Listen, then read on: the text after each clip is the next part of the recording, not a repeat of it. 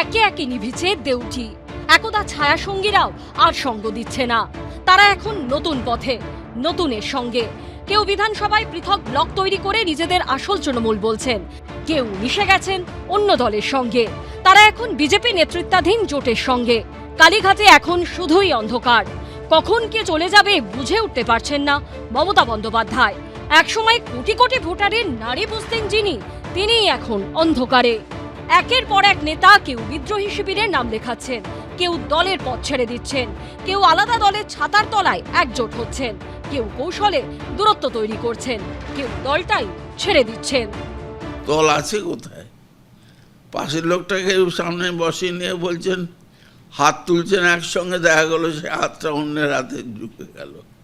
আপনি নিজের বাড়িতেই তো করলেন, নিজের বাড়িতে হাত তুললেন সবাই, তারপর পক্কর পারে দু চারজন চলে গেল অন্যদিকে। যে দুদিন আগে ছিল আপনার নিজের লোক, সে আজকে হয়ে গেছে পরের লোক। বলে লাভ আছে? প্রতিদিন রাজনৈতিকভাবে আরো একা, আরো কোণঠাসা হয়ে পড়ছেন মমতা বন্দ্যোপাধ্যায়। দিনে দিনে চাপ বাড়ছে তার। শুক্রবার সমস্ত পদ ছেড়ে দিলেন মমতা বন্দ্যোপাধ্যায়ের দীর্ঘদিনের সঙ্গী, প্রাক্তন বিধায়ক ও প্রাক্তন খাদ্যমন্ত্রী জ্যোতিপ্রিয় মল্লিক। 1978 সালের রিলেশন। আমি তো সেইভাবে তখন যে বালু ছিলাম, আজকে 2026-এ সেই বালু নেই। শারীরিক কন্ডিশন অত্যন্ত ডিটোরিয়েট করে গেছে। আমাকে না দেখলে কেউ বলতে পারবে না যে আমার শরীরের কন্ডিশন কোথায় গেছে, আমার দাঁড়িয়েছে। মানে আমি চলার মতো আমার হয়তো আমি 4 মাস বাদে চলতেও পারবো না। একই দিনে শিলিগুড়ি পুরসভার মেয়র পদ থেকে ইস্তফা দিলেন মমতা বন্দ্যোপাধ্যায়ের দীর্ঘদিনের আরেক সঙ্গী গৌতম দেব। আমার মনে হয়েছে কোনো জায়গায় একটা ছন্দপতন হচ্ছে, একটা তালমিল থাকছে না। যে ফিরহাদ হাকিম ছিলেন প্রায় মমতা বন্দ্যোপাধ্যায়ের ঘরের লোক, যে ফিরহাদ হাকিমের উপর মমতা বন্দ্যোপাধ্যায় নিজের কেন্দ্রে প্রচারের দায়িত্ব অব্দি দিয়েছিলেন, শুক্রবার তাকে দেখা গেল বিধানসভায় বিদ্রোহী তৃণমূল বিধায়কদের প্রশিক্ষণ দিতে। আগেই কলকাতা পুরসভার মেয়র পদ থেকে ইস্তফা দিয়েছেন তিনি। একটা সময়ে মমতা বন্দ্যোপাধ্যায়ের রাস্তায় নামা মানে এক পাশে থাকতেন ফিরহাদ হাকিম, আরেক পাশে অরূপ বিশ্বাস। সেই অরূপ বিশ্বাসও তৃণমূলের তহবিল থেকে লেনদেনে অবিলম্বে লাগাম টানতে এইচডিএফসি ব্যাংকের সেন্ট্রাল প্লাজা শাখায় চিঠি দিয়েছেন, যার জেরে কালীঘাট তৃণমূলের উপর চাপ আরো চরমে। কলকাতা লাগোয়া বিধাননগর পুরসভার মেয়র পদ থেকে আগেই ইস্তফা দিয়েছেন মমতা বন্দ্যোপাধ্যায়ের আরেক ঘনিষ্ঠ কৃষ্ণা চক্রবর্তী। তৃণমূলে বিদ্রোহ করে এনসিপিআই শিবিরে নাম লিখিয়েছেন সুদীপ বন্দ্যোপাধ্যায়, মালা রায়, কাকুলি ঘোষ দস্তিদার, অরূপ চক্রবর্তীর মতো সাংসদরা। সেই দলে ভিড়েছেন জুন মালিয়া, সায়নী ঘোষ, ইউসুফ পাঠানের মতো সাংসদরাও, যাদের মমতা বন্দ্যোপাধ্যায়ের আশেপাশে দেখা যেত। দল ছাড়ার সিদ্ধান্ত নিয়েছেন প্রাক্তন তৃণমূল বিধায়ক মানস ভূঁইয়াও।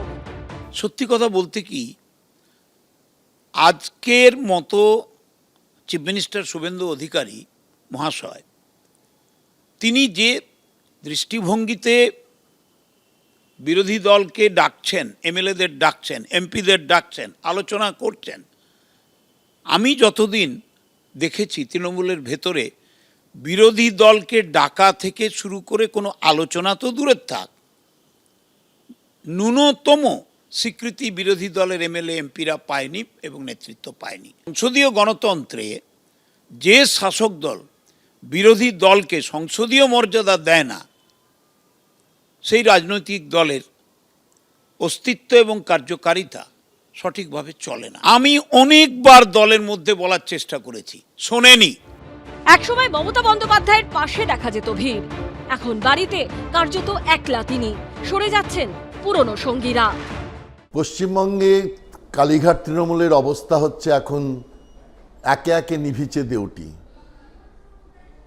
আমরা দেখতে পেলাম যে ববি হাকিম এবং সাবিনা ইয়াসমিন বিধানসভায়, যারা তৃণমূল ঋতব্রতর নেতৃত্বাধীনে আছে, সেই সমস্ত সদস্যদের প্রশিক্ষণ দিলেন।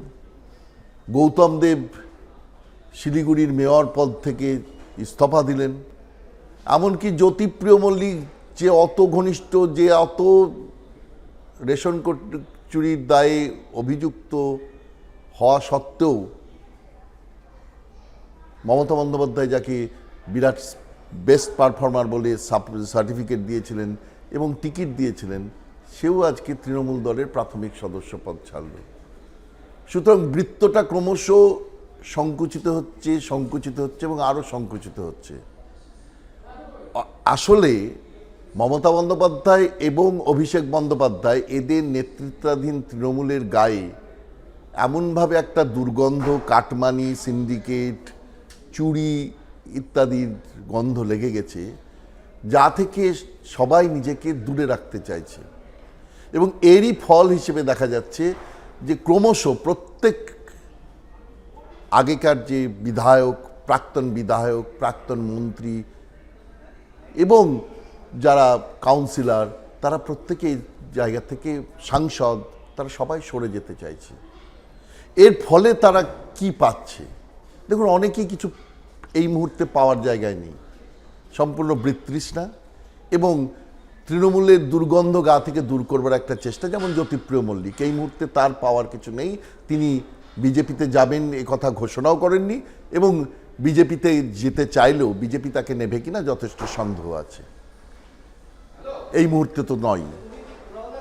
কিন্তু আরও কিছু আছে যারা এটার মাধ্যমে কিন্তু প্রশাসনিক সুরক্ষা পেতে চাইছেন এবং একই সঙ্গে দুর্গন্ধ দূর করতে চাইছেন। তৃণমূলের কালীঘাট তৃণমূলের যে দুর্গন্ধ, সেই দুর্গন্ধ দূর করতে চাইছেন এবং সঙ্গে সঙ্গে যদি ঋতব্রতর নেতৃত্বাধীন তৃণমূলে আসে, তাহলে তারা যে একটা রাজনৈতিক ক্ষমতার জায়গায় যেতে পারেন, এই রকম একটা আশাও তাদের মনে জাগছে। এটা কালীঘাট তৃণমূলের পক্ষে কিন্তু খুবই দুঃসময়ের কথা এবং এটা যত বাড়ছে তত মমতা বন্দ্যোপাধ্যায় এবং অভিষেক বন্দ্যোপাধ্যায় একা এবং আরও একা হয়ে যাচ্ছেন। সঙ্গ ত্যাগের তালিকায় এবার যুক্ত হলো জ্যোতিপ্রিয় মল্লিকের নাম। ওয়ার্কিং কমিটি হোক বা বিভিন্ন যে পদ আমাকে দিয়েছিল, সেই পদগুলো আমি ছেড়ে দিলাম। অনেকেই আগে চলে গেছেন, সে সাংসদ হোক কিংবা বিধায়ক, কয়েক দশকের অনুগামী হোক কিংবা কয়েক বছরের পরিচিত, রাজনীতিবিদ হোক কিংবা ফিল্ম স্টার অথবা প্রাক্তন ক্রিকেটার। এবার একে একে মমতা বন্দ্যোপাধ্যায়ের ছায়া সঙ্গীরাও ছেড়ে চলে যাচ্ছেন। যে ববি, অরূপ, বালুর কথা সবসময় মমতা বন্দ্যোপাধ্যায়ের মুখে শোনা যেত।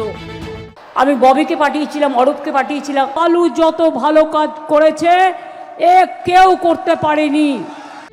ভোটে বিপর্যয়ের পর তারাও এখন আর মমতা বন্দ্যোপাধ্যায়ের ছায়া বাড়াতে চাইছেন না। গত শনিবারই যাকে দলের নীতি নির্ধারণের সর্বোচ্চ স্তর জাতীয় কর্মসমিতির সদস্য করেছিলেন মমতা বন্দ্যোপাধ্যায়, আরেক শনিবার আসার আগেই সেই তিনি জাতীয় কর্মসমিতির সদস্য সহ যাবতীয় দলীয় পদ থেকে ইস্তফা দিলেন প্রাক্তন খাদ্যমন্ত্রী জ্যোতিপ্রিয় মল্লিক। মমতা বন্দ্যোপাধ্যায়ের বালু। আপনাকে যে নতুন দায়িত্ব দেওয়া হয়েছিল এগুলো নাকি যে দায়িত্ব? সব দায়িত্ব, একটাই দায়িত্ব দিয়েছিল ওয়ার্কিং কমিটি মেম্বার। সেক্ষেত্রে কি তৃণমূল কংগ্রেসে আপনি থাকছেন নাকি মানে কোনো দায়িত্ব নিতে পারছেন না? মানে থাকার কি করে হলো, আমার সবই তো ছেড়ে দিলাম, থাকলাম কোথায়? আচ্ছা, সবই তো ছেড়ে দিলাম। ক্ষমতায় আসার আগে সংগঠনে এবং ক্ষমতায় আসার পর মমতা বন্দ্যোপাধ্যায়ের কিচেন ক্যাবিনেটের সদস্য ছিলেন জ্যোতিপ্রিয় মল্লিক। সামলেছেন খাদ্যমন্ত্রী, বনমন্ত্রীর মতো গুরুত্বপূর্ণ পদ। আবার সংগঠনগতভাবেও একাধিক জেলার অবজারভার হিসেবে দায়িত্ব পালন করেছেন। দীর্ঘ প্রায় 4.5 দশক ধরে মমতা বন্দ্যোপাধ্যায়ের অত্যন্ত ঘনিষ্ঠ এহেন জ্যোতিপ্রিয় মল্লিকও এবার দলীয় পদ ছেড়ে দেওয়ায় কালীঘাট তৃণমূল অর্থাৎ মমতা বন্দ্যোপাধ্যায় আরো বড় ধাক্কা খেলেন। প্রত্যেকেই জানে, দলও জানে, দলের নেত্রীও জানেন যে আমার শারীরিক কন্ডিশন খুব খারাপ। গত 4-5-6 বছর ধরে এমন খারাপ হয়েছে যে এখন 350 আমার সুগার, আমার 2টো কিডনি প্রায় নষ্ট হয়ে গেছে। আমি থাকতে পারছি না, কারণ আমি জলের কোনো কাজকর্ম থাকতে পারবো না, আমার পক্ষে সম্ভব নয়। তাই জন্য পদত্যাগ করেছি, আজকে জানিয়েও দিয়েছে মেল করে। শুক্রবার তৃণমূল নেত্রীকে চিঠি দিয়ে দলের পদ ছাড়ার কথা জানিয়েছেন জ্যোতিপ্রিয় মল্লিক, যেখানে তার দল ছাড়ার সিদ্ধান্তের নেপথ্যে শারীরিক অবস্থার অবনতিকেই দায়ী করেছেন তিনি। লিখেছেন, আমার 350-এর উপর সুগার, কিডনিও খারাপ হয়ে গেছে, আমার সম্পূর্ণ বিশ্রামের প্রয়োজন এবং কোনো প্রকার মানসিক ও শারীরিক চাপ নেওয়া সম্ভব নয়। এমতাবস্থায় দলের জাতীয় কর্মসমিতির সদস্য পদের দায়িত্ব পালনে অব্যাহতি চেয়ে নিলাম। এখানে কি কোনো মান অভিমানের কোনো বিষয় রয়েছে? আমার কোনো মান অভিমানের ব্যাপার নেই। আমার শারীরিক কন্ডিশন খুবই খারাপ। আমি 2 বছর বাঁচবো কিনা জানি না, অথবা আমি জানি না। আমার এমন কন্ডিশন যে মারাত্মক ভাবে, ওই জন্য আমি ছেড়ে দিলাম। হ্যাঁ, কেন পথ আঁকড়ে রাখবো শুধু শুধু আমি। আচ্ছা। এই কঠিন সময় আমরা দেখেছি যে বেশ কয়েকজন তারা ছেড়েছেন বা দলের মধ্যে বিদ্রোহ ঘোষণা করেছেন। এই বিষয়গুলো আপনি কিভাবে দেখছেন? না, সেটা তাদের কারোর ব্যক্তিগত মতে আমি কিছু বলতে পারি না। তারাও তো আমার মতন, আমার বয়সী লোক, তারাও স্বাধীন চেতা। তারা যা ভেবেছে তাদের তা করেছে, নিশ্চয়ই করেছে। তারা কিছু বুঝেছে বলে ভেবেছে, করেছে, পজিটিভ কিছু করেছে। সুতরাং আমি মনে করি যে আমার আর থাকা উচিত নয় পথ আঁকড়ে থেকে। শুধু শুধু কেন থাকবো আমি? ভোটে বিপর্যয়ের পর থেকেই রাজনৈতিকভাবে ক্রমশ একা হয়ে পড়ছেন মমতা বন্দ্যোপাধ্যায়, অভিষেক বন্দ্যোপাধ্যায়রা। তৃণমূলের টিকিটে জেতা সিংহভাগ বিধায়ক বিদ্রোহী হয়েছেন, ফলে বিরোধী দলের রাশ মমতা বন্দ্যোপাধ্যায়ের হাত থেকে বেরিয়ে গেছে। তৃণমূলের টিকিটে জেতা লোকসভায় দলের 20 জন সাংসদ মিশে গিয়েছেন অন্য দলে। কলকাতা সহ রাজ্যের একাধিক কর্পোরেশন ও পুরসভা হাতছাড়া হয়েছে। তৃণমূলের মধ্যেই হয়ে গেছে আড়াআড়ি বিভাজন, আর সেখানেই কার্যত দিন দিন আরো কোণঠাসা হয়ে পড়ছে কালীঘাট তৃণমূল। এই পরিস্থিতিতে তৃণমূল প্রতিষ্ঠার সময় থেকে মমতা বন্দ্যোপাধ্যায়ের সঙ্গে থাকা জ্যোতিপ্রিয় মল্লিকও এদিন দলের সব পদ থেকে নিজেকে সরিয়ে নিলেন। এই পরিস্থিতিতে প্রশ্ন উঠছে, জ্যোতিপ্রিয় মল্লিকের এই সিদ্ধান্তে নেপথ্যে অসুস্থতা ছাড়াও কি অন্য বিশেষ কোনো কারণ রয়েছে? এবারও যিনি ভোটে লড়েছেন তিনি হঠাৎ করে এই সিদ্ধান্ত নিলেন কেন? নেপথ্যে বড় কোনো কারণ? দলটাই তো নেই, তার আবার অব্যাহতির কি আছে? দল যেখানে নেই তার দলীয় পদ, তার অব্যাহতি, এ তো অদ্ভুত কথা। আর দলীয় পদ থেকে অব্যাহতি চাইলেই বা দলের সমস্ত দায়িত্ব থেকে অব্যাহতি চাইলেই কি আপনারা মনে করেন যে সমস্ত কৃতকর্ম তাকে ছেড়ে চলে যাবে? বেআইনি যা কিছু হয়েছে তিনি যে নিয়েই হন না কেন তাকে আইন আমলে আসতে হবে। ওনার চিঠিটা আমি দেখিনি, কিন্তু যদি কোনো ব্যক্তি, কোনো সিনিয়র নেতা কোনো সিদ্ধান্ত নিয়ে থাকেন তাহলে তিনি নিশ্চয়ই তার বিষয়টা বলতে পারবেন। আমার তার সঙ্গে কোনো কথা হয়নি, ফলে আমি কিভাবে তার সম্পর্কে বলব? এবারও হাবড়া থেকে ভোটে লড়েন জ্যোতিপ্রিয় মল্লিক। তার হয়ে প্রচারে গেছিলেন খোদ মমতা বন্দ্যোপাধ্যায়। তারই হঠাৎ ইস্তফা নিঃসন্দেহে তাৎপর্যপূর্ণ। 8 দশক থেকে মমতা বন্দ্যোপাধ্যায়ের সঙ্গে পরিচয়। 1998 সালে তৃণমূল কংগ্রেস তৈরি হবার সময় থেকেই মমতা বন্দ্যোপাধ্যায়ের কার্যত ছায়া সঙ্গী জ্যোতিপ্রিয় মল্লিক। উত্তর 24 পরগনার সংগঠনের হাল তার হাতেই সঁপেছিলেন তৃণমূল নেত্রী। সেখান থেকে 2011 সালে ক্ষমতায় আসার পর খাদ্য দপ্তরের মতো গুরুত্বপূর্ণ মন্ত্রিত্ব পেয়ে একেবারে মমতা বন্দ্যোপাধ্যায়ের কিচেন ক্যাবিনেটে ঢুকে পড়া। তৃণমূলে তার উত্থান ছিল অনেকটাই রকেটের মতো। উত্তর 24 পরগনার দীর্ঘদিনের জেলা সভাপতি, 2011 থেকে 2021 পর্যন্ত প্রায় 10 বছর খাদ্যমন্ত্রী, 2021-এর পর বনমন্ত্রী, 2026-এর বিধানসভা ভোটে হেরে যাবার পরেও দলের সর্বোচ্চ নীতি নির্ধারণের জায়গা অর্থাৎ জাতীয় কর্মসমিতির সদস্য। সবার কাছে তিনি জ্যোতিপ্রিয় মল্লিক হলেও মমতা বন্দ্যোপাধ্যায়ের কাছে তিনি শুধুই বালু। বালুকে নিয়ে গেছে জেলে, ডান্ডার পর ডান্ডা খেয়েছে। এরা অনেক ডান্ডা খেয়েছে, অনেক লড়াই করেছে। আমার অনেক লড়াইয়ের সাথী, মনে রাখবেন। আমি বিশ্বাস করি না এরা চোর। শুরুর দিন থেকে মমতা বন্দ্যোপাধ্যায়ের পাশে ছিলেন, দলনেত্রীও তাকে অগাধ ভরসা করতেন। মমতা বন্দ্যোপাধ্যায়ের সঙ্গে আপনার দীর্ঘদিনের সম্পর্ক, যখন আমার থেকে 1978 সালের রিলেশন। হ্যাঁ, আমি তো সেইভাবে তখন যে বালু ছিলাম, আজকে 2026-এ সেই বালু নেই। শারীরিক কন্ডিশন অত্যন্ত ডিটোরিয়েট করে গেছে। আমাকে না দেখলে কেউ বলতে পারবে না যে আমার শরীরের কন্ডিশন কোথায় গেছে, আমার দাঁড়িয়েছে। মানে আমি চলার মতো আমার হয়তো আমি 4 মাস বাদে চলতেও পারবো না। এহেন জ্যোতিপ্রিয় মল্লিকের বিরুদ্ধেই ওঠে রেশন দুর্নীতির অভিযোগ। 2023 সালের 27 অক্টোবর রেশন দুর্নীতি মামলায় জ্যোতিপ্রিয় মল্লিককে গ্রেপ্তার করে এনফোর্সমেন্ট ডিরেক্টরেট। দুর্নীতির গঙ্গাসাগর থেকে শুরু করে রিং মাস্টার, বাছাই করা এমনই সব শব্দবন্ধ ব্যবহার করে আদালতে তার বিরুদ্ধে সওয়াল করেছিল ইডি। রেশন দুর্নীতি মামলায় 14.5 মাস জেলবন্দী ছিলেন জ্যোতিপ্রিয় মল্লিক। অবশেষে চলতি বছরের 15 জানুয়ারি ইডির বিশেষ আদালত থেকে জামিন পান। জামিন পাওয়ার পরে বিধানসভায় ফেরা মাত্রই কাছের বালুকে বিদ্যুৎ ও অচিরাচরিত শক্তি কমিটির স্থায়ী আমন্ত্রিত সদস্য এবং লোকাল ফান্ড কমিটির সদস্য করেন মমতা বন্দ্যোপাধ্যায়। শুধু তাই নয়, জামিন পাওয়ার 2.5 মাসের মধ্যেই তাকে ফের বিধানসভার টিকিট দেয় তৃণমূল। এমনকি খোদ মমতা বন্দ্যোপাধ্যায় হাবড়ায় গিয়ে জ্যোতিপ্রিয় মল্লিকের হয়ে প্রচার করেন। বালুর নামে বদনাম দিয়ে বেড়াচ্ছে আমি শুনেছি, হাবড়ার প্রার্থীর নামে। জেনে রাখুন, আমার গভর্নমেন্টে বালু যত ভালো কাজ করেছে এ কেউ করতে পারেনি। ওকে হিংসা করে গ্রেপ্তার করেছিল, কোনো প্রমাণ পাইনি। কেন গ্রেপ্তার করেছিল? কারণ সিপিএমের ওই পচা সিপিএম পার্টির 1.5 কোটি লোকের নাম রেশন কার্ডে ঢুকিয়ে দিয়েছিল। এই চুরিটা ধরেছিল, এই ডাকাতিটা ধরেছিল বালু, তাই ওরা বিজেপিকে দিয়ে বালুর বিরুদ্ধে এটা করিয়েছে।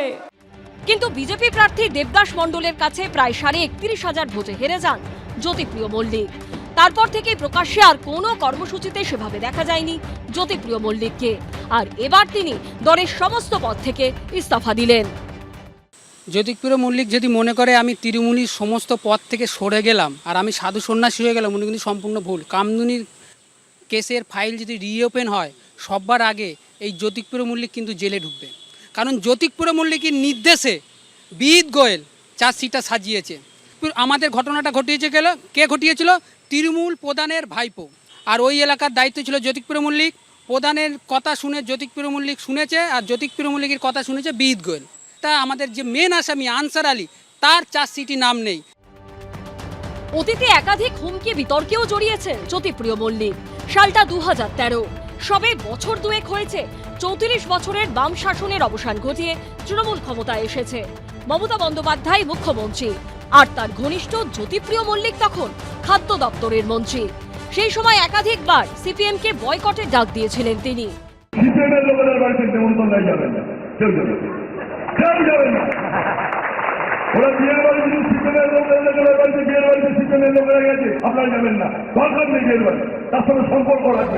আপনি সাপের সাথে কি ব্যবহার করেন?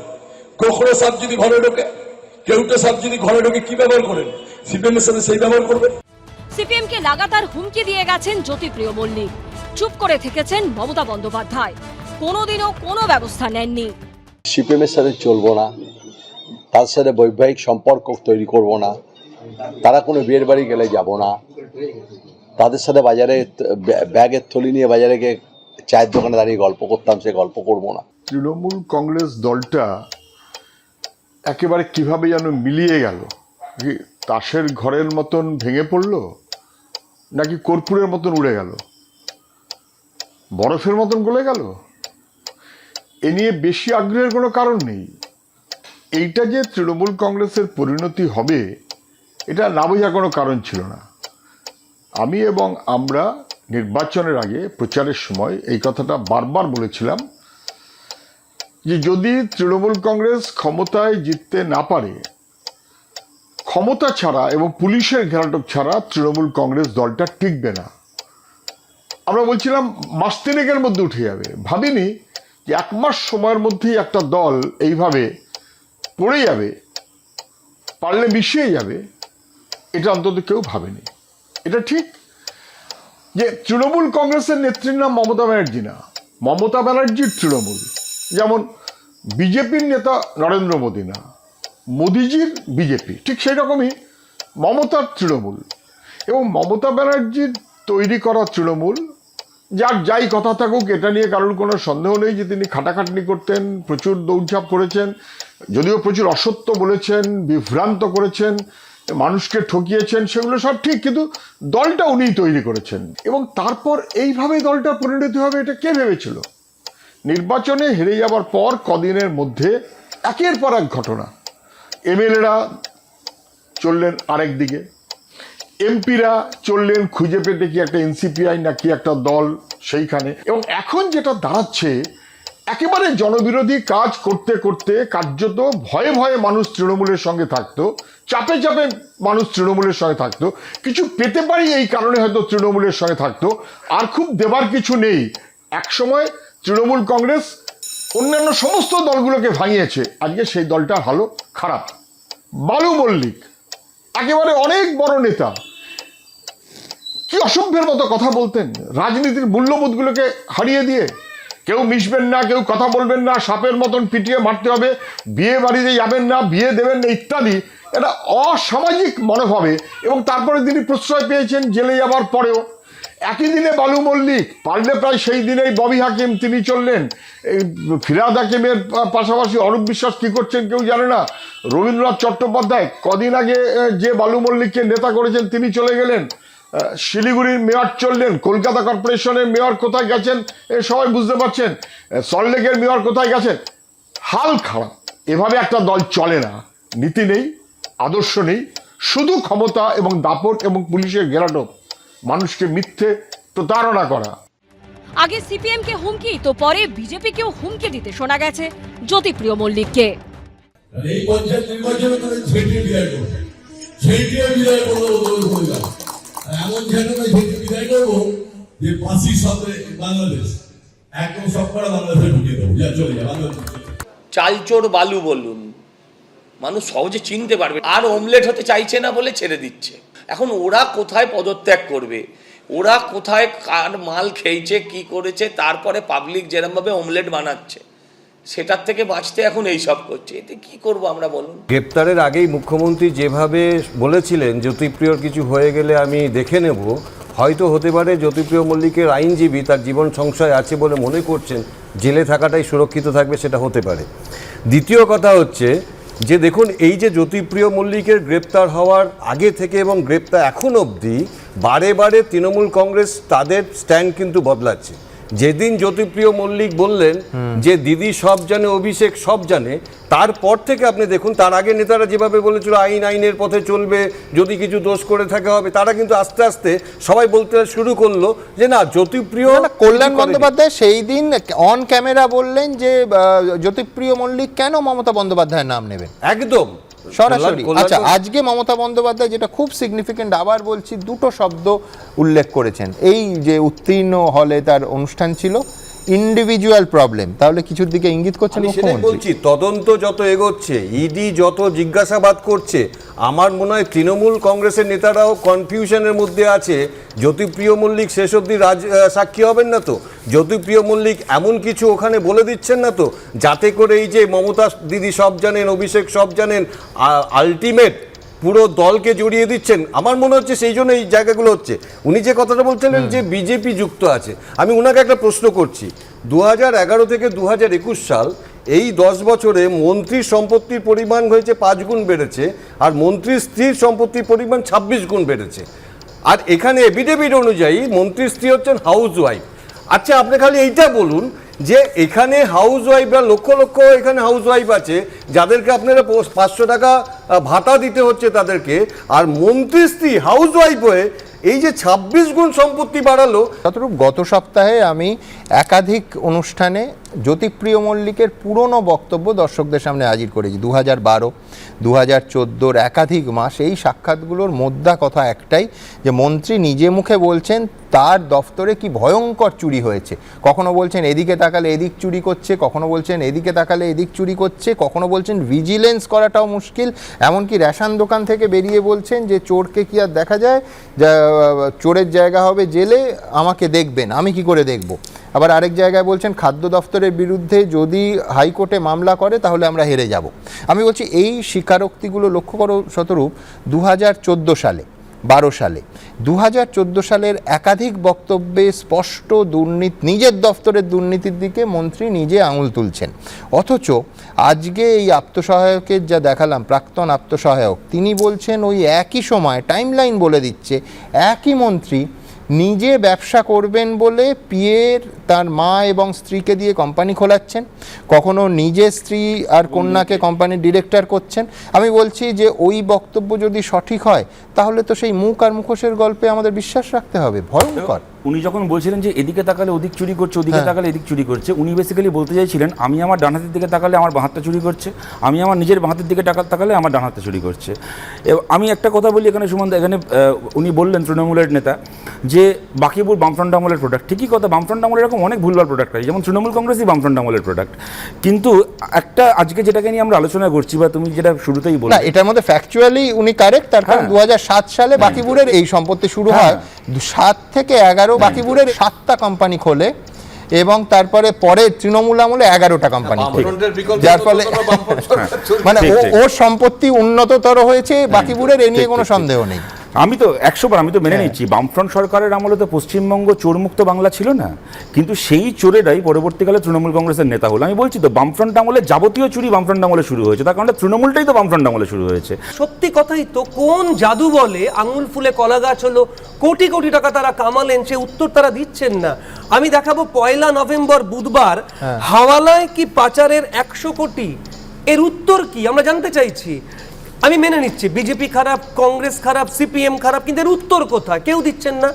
আজও বিশ্বজিৎ দা দিলেন না। বারবার যে কথা বলা হচ্ছে দীর্ঘ সময় লাগছে, দীর্ঘ মেয়াদি এই তদন্ত, এই 4টে যে এফআইআর হয়েছিল তো রাজ্য পুলিশ করেছিল, এই খবরের কাগজে বেরিয়েছে আনন্দবাজারে 3 নভেম্বর শুক্রবার। এই তো রাজ্য পুলিশে তদন্ত করার কথা, দীর্ঘমেয়াদী এ হবার দায়। আমি যদিও ইডির আইনজীবী নই, ইডি নেবে কেন? 6 নভেম্বর সোমবার ষড়যন্ত্রী মশাই খোদ মন্ত্রী দাবি ইডির, এর উত্তর কোথায়? আজকেও আমরা একটা প্রেস কনফারেন্স দেখছি, কোথাও তো এর উত্তর কেউ দিচ্ছেন না। আজকে তুমি যেটা বলছো যে এই যে একটা তুমি যেটা ছক করে দেখালে, এটা আসলে একটা বুবি ট্র্যাপ, সাধারণ মানুষের জন্য পাতা হয়েছে, সাধারণ মানুষ পা দিয়েছেন আর বুম ফেটে গিয়েছে। আরও কতগুলো কথা রয়েছে যে প্রশ্ন উঠছে, মন্ত্রী কি করতেন? তার মেয়েকে যখন তোমার সাংবাদিক জিজ্ঞাসা করছেন, মেয়ে কিন্তু এড়িয়ে গেলেন, তিনি বললেন আমি ইডিকে ফেস করব, ইডিকে জানাবো। বলতেই পারতেন, সাধারণ মানুষ একটা উত্তর পেত। মন্ত্রীকন্যার সমস্ত প্রশ্ন এড়িয়ে গেলেন। আরেকটা কথা বিশ্বজিৎ দা বললেন যে অভিযোগকারী কিন্তু অভিজিৎ দাস নয়, অভিজিৎ দাস এখানে সাক্ষী, সাক্ষীর কোনো দায় নেই, দায়টা অভিযুক্তকে নিতে হবে, তিনি প্রমাণ করবেন। আমি আবার বলছি, আমরা সাধারণ মানুষ, আমি এই খবরের কাগজগুলো এনেছি এই কারণে যে প্রশ্ন বারবার উঠছে অথচ তার উত্তর আমরা পাচ্ছি না, যে কোন জাদু বলে প্রায় 16% বোধহয় 2006 সাল থেকে এত কোটি টাকা একজন মন্ত্রী এবং তার স্ত্রী বা তার কন্যার অ্যাকাউন্টে আসে। কালীঘাট তৃণমূলের এখন চরম দুর্দিন, নেমে এসেছে দুর্যোগ, কেঁপে গেছে মাটি। এ যেন পুরনো জমিদার বাড়ি, ইতিহাস আছে কিন্তু বর্তমান ভবিষ্যৎ কার্যত কিছুই নেই। ইট কাঠ পাথরের পাঁজরে ইতিহাস ফিস ফিস কথা কইছে। তৃণমূল ঘুরে দাঁড়াবে? নিশ্চয়ই দাঁড়াবে। যদি নিজেরা চায়, নিজেরা নিজেদের ভুল সংশোধন করতে পারে, যার লক্ষণ অবশ্য এখনো পর্যন্ত দেখা যাচ্ছে না, তাহলে হবে, নাইলে হবে না। বিধানসভা ভোটের হারের পর দলের ভাঙনের পরও যাদের আঁকড়ে ধরে ফের ঘুরে দাঁড়াতে চেয়েছিলেন মমতা বন্দ্যোপাধ্যায়, নতুন কমিটি করেছিলেন, তাদেরও একটা বড় অংশই ফের তাকে ধাক্কা দিয়েছে। ফিরহাদ হাকিমকে বিধানসভায় চিফ হুইপ করতে চেয়েছিলেন মমতা বন্দ্যোপাধ্যায়, যিনি ইতিমধ্যেই বেশ কয়েকবার বৈঠকে বসেছেন ঋতব্রত বন্দ্যোপাধ্যায়, সন্দীপন সাহাদের সঙ্গে। মহিলা তৃণমূল কংগ্রেসের দায়িত্ব দেওয়া হয়েছিল মালা রায়কে, যুব সভানেত্রী করা হয় সায়নী ঘোষকে। তারা দুজনই দিল্লিতে গিয়ে এনসিপিআইতে মিশে গিয়েছেন। পূর্ব বর্ধমানের জেলা সভাপতি করা হয়েছিল রবীন্দ্রনাথ চট্টোপাধ্যায়কে। প্রদীপ সরকারকে পশ্চিম মেদিনীপুরের সাধারণ সম্পাদকের দায়িত্ব দিয়েছিলেন মমতা বন্দ্যোপাধ্যায়, দুজনই ইস্তফা দিয়েছেন। শুক্রবার পশ্চিম বর্ধমানের জেলা তৃণমূল সভাপতির পদ থেকে ইস্তফা দিলেন নরেন্দ্রনাথ চক্রবর্তী। 13 জুন জেলা তৃণমূল সভাপতির দায়িত্ব দেওয়া হয় তাকে। এক সপ্তাহ কাটার আগেই সেই পদ থেকে ইস্তফা দিলেন নরেন্দ্রনাথ চক্রবর্তী। পদত্যাগের আগে শুক্রবার দুপুরে বিধানসভায় বিরোধী দলনেতা ঋতব্রত বন্দ্যোপাধ্যায়ের সঙ্গে প্রায় 1 ঘন্টা বৈঠক করেন নরেন্দ্রনাথ চক্রবর্তী। সূত্রের খবর, সেখান থেকেই হোয়াটসঅ্যাপ মারফত চন্দ্রিমা ভট্টাচার্যকে পদত্যাগপত্র পাঠিয়ে দেন তিনি। জেলাতে প্রায় 476 জন গ্রেপ্তারি পরোয়ানা হয়েছে, অ্যারেস্ট হয়েছে, ঘর ছাড়া আছে, কেউ পাশে নেই, সবাই এখন দিল্লি।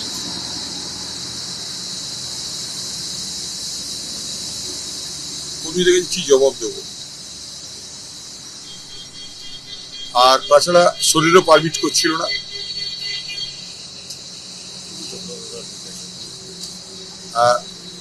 ঋতুদার সঙ্গে দীর্ঘদিনের বন্ধুত্ব দেখেছিল, একসঙ্গে আছি তো, একসঙ্গে ট্রেড ইউনিয়ন করেছি।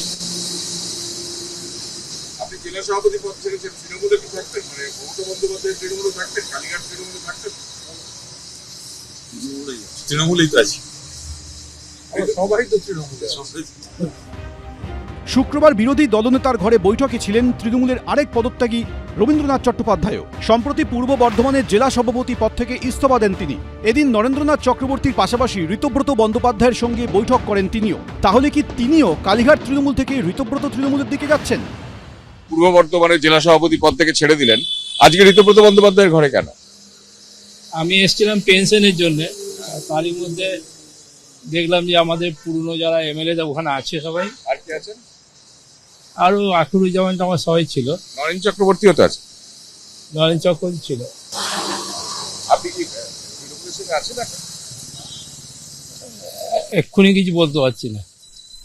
মানে কোন তৃণমূল? মানে কালীঘাট তৃণমূলের সঙ্গে আছেন? মমতা বন্দ্যোপাধ্যায়ের সঙ্গে আছেন? এক্ষুনি বলতে পারছি না। মানে ভবিষ্যতে থাকবেন কিনা কোনো ঠিক নেই? চিন্তা করছি, পরে করবো, পরে সিদ্ধান্ত নেবেন।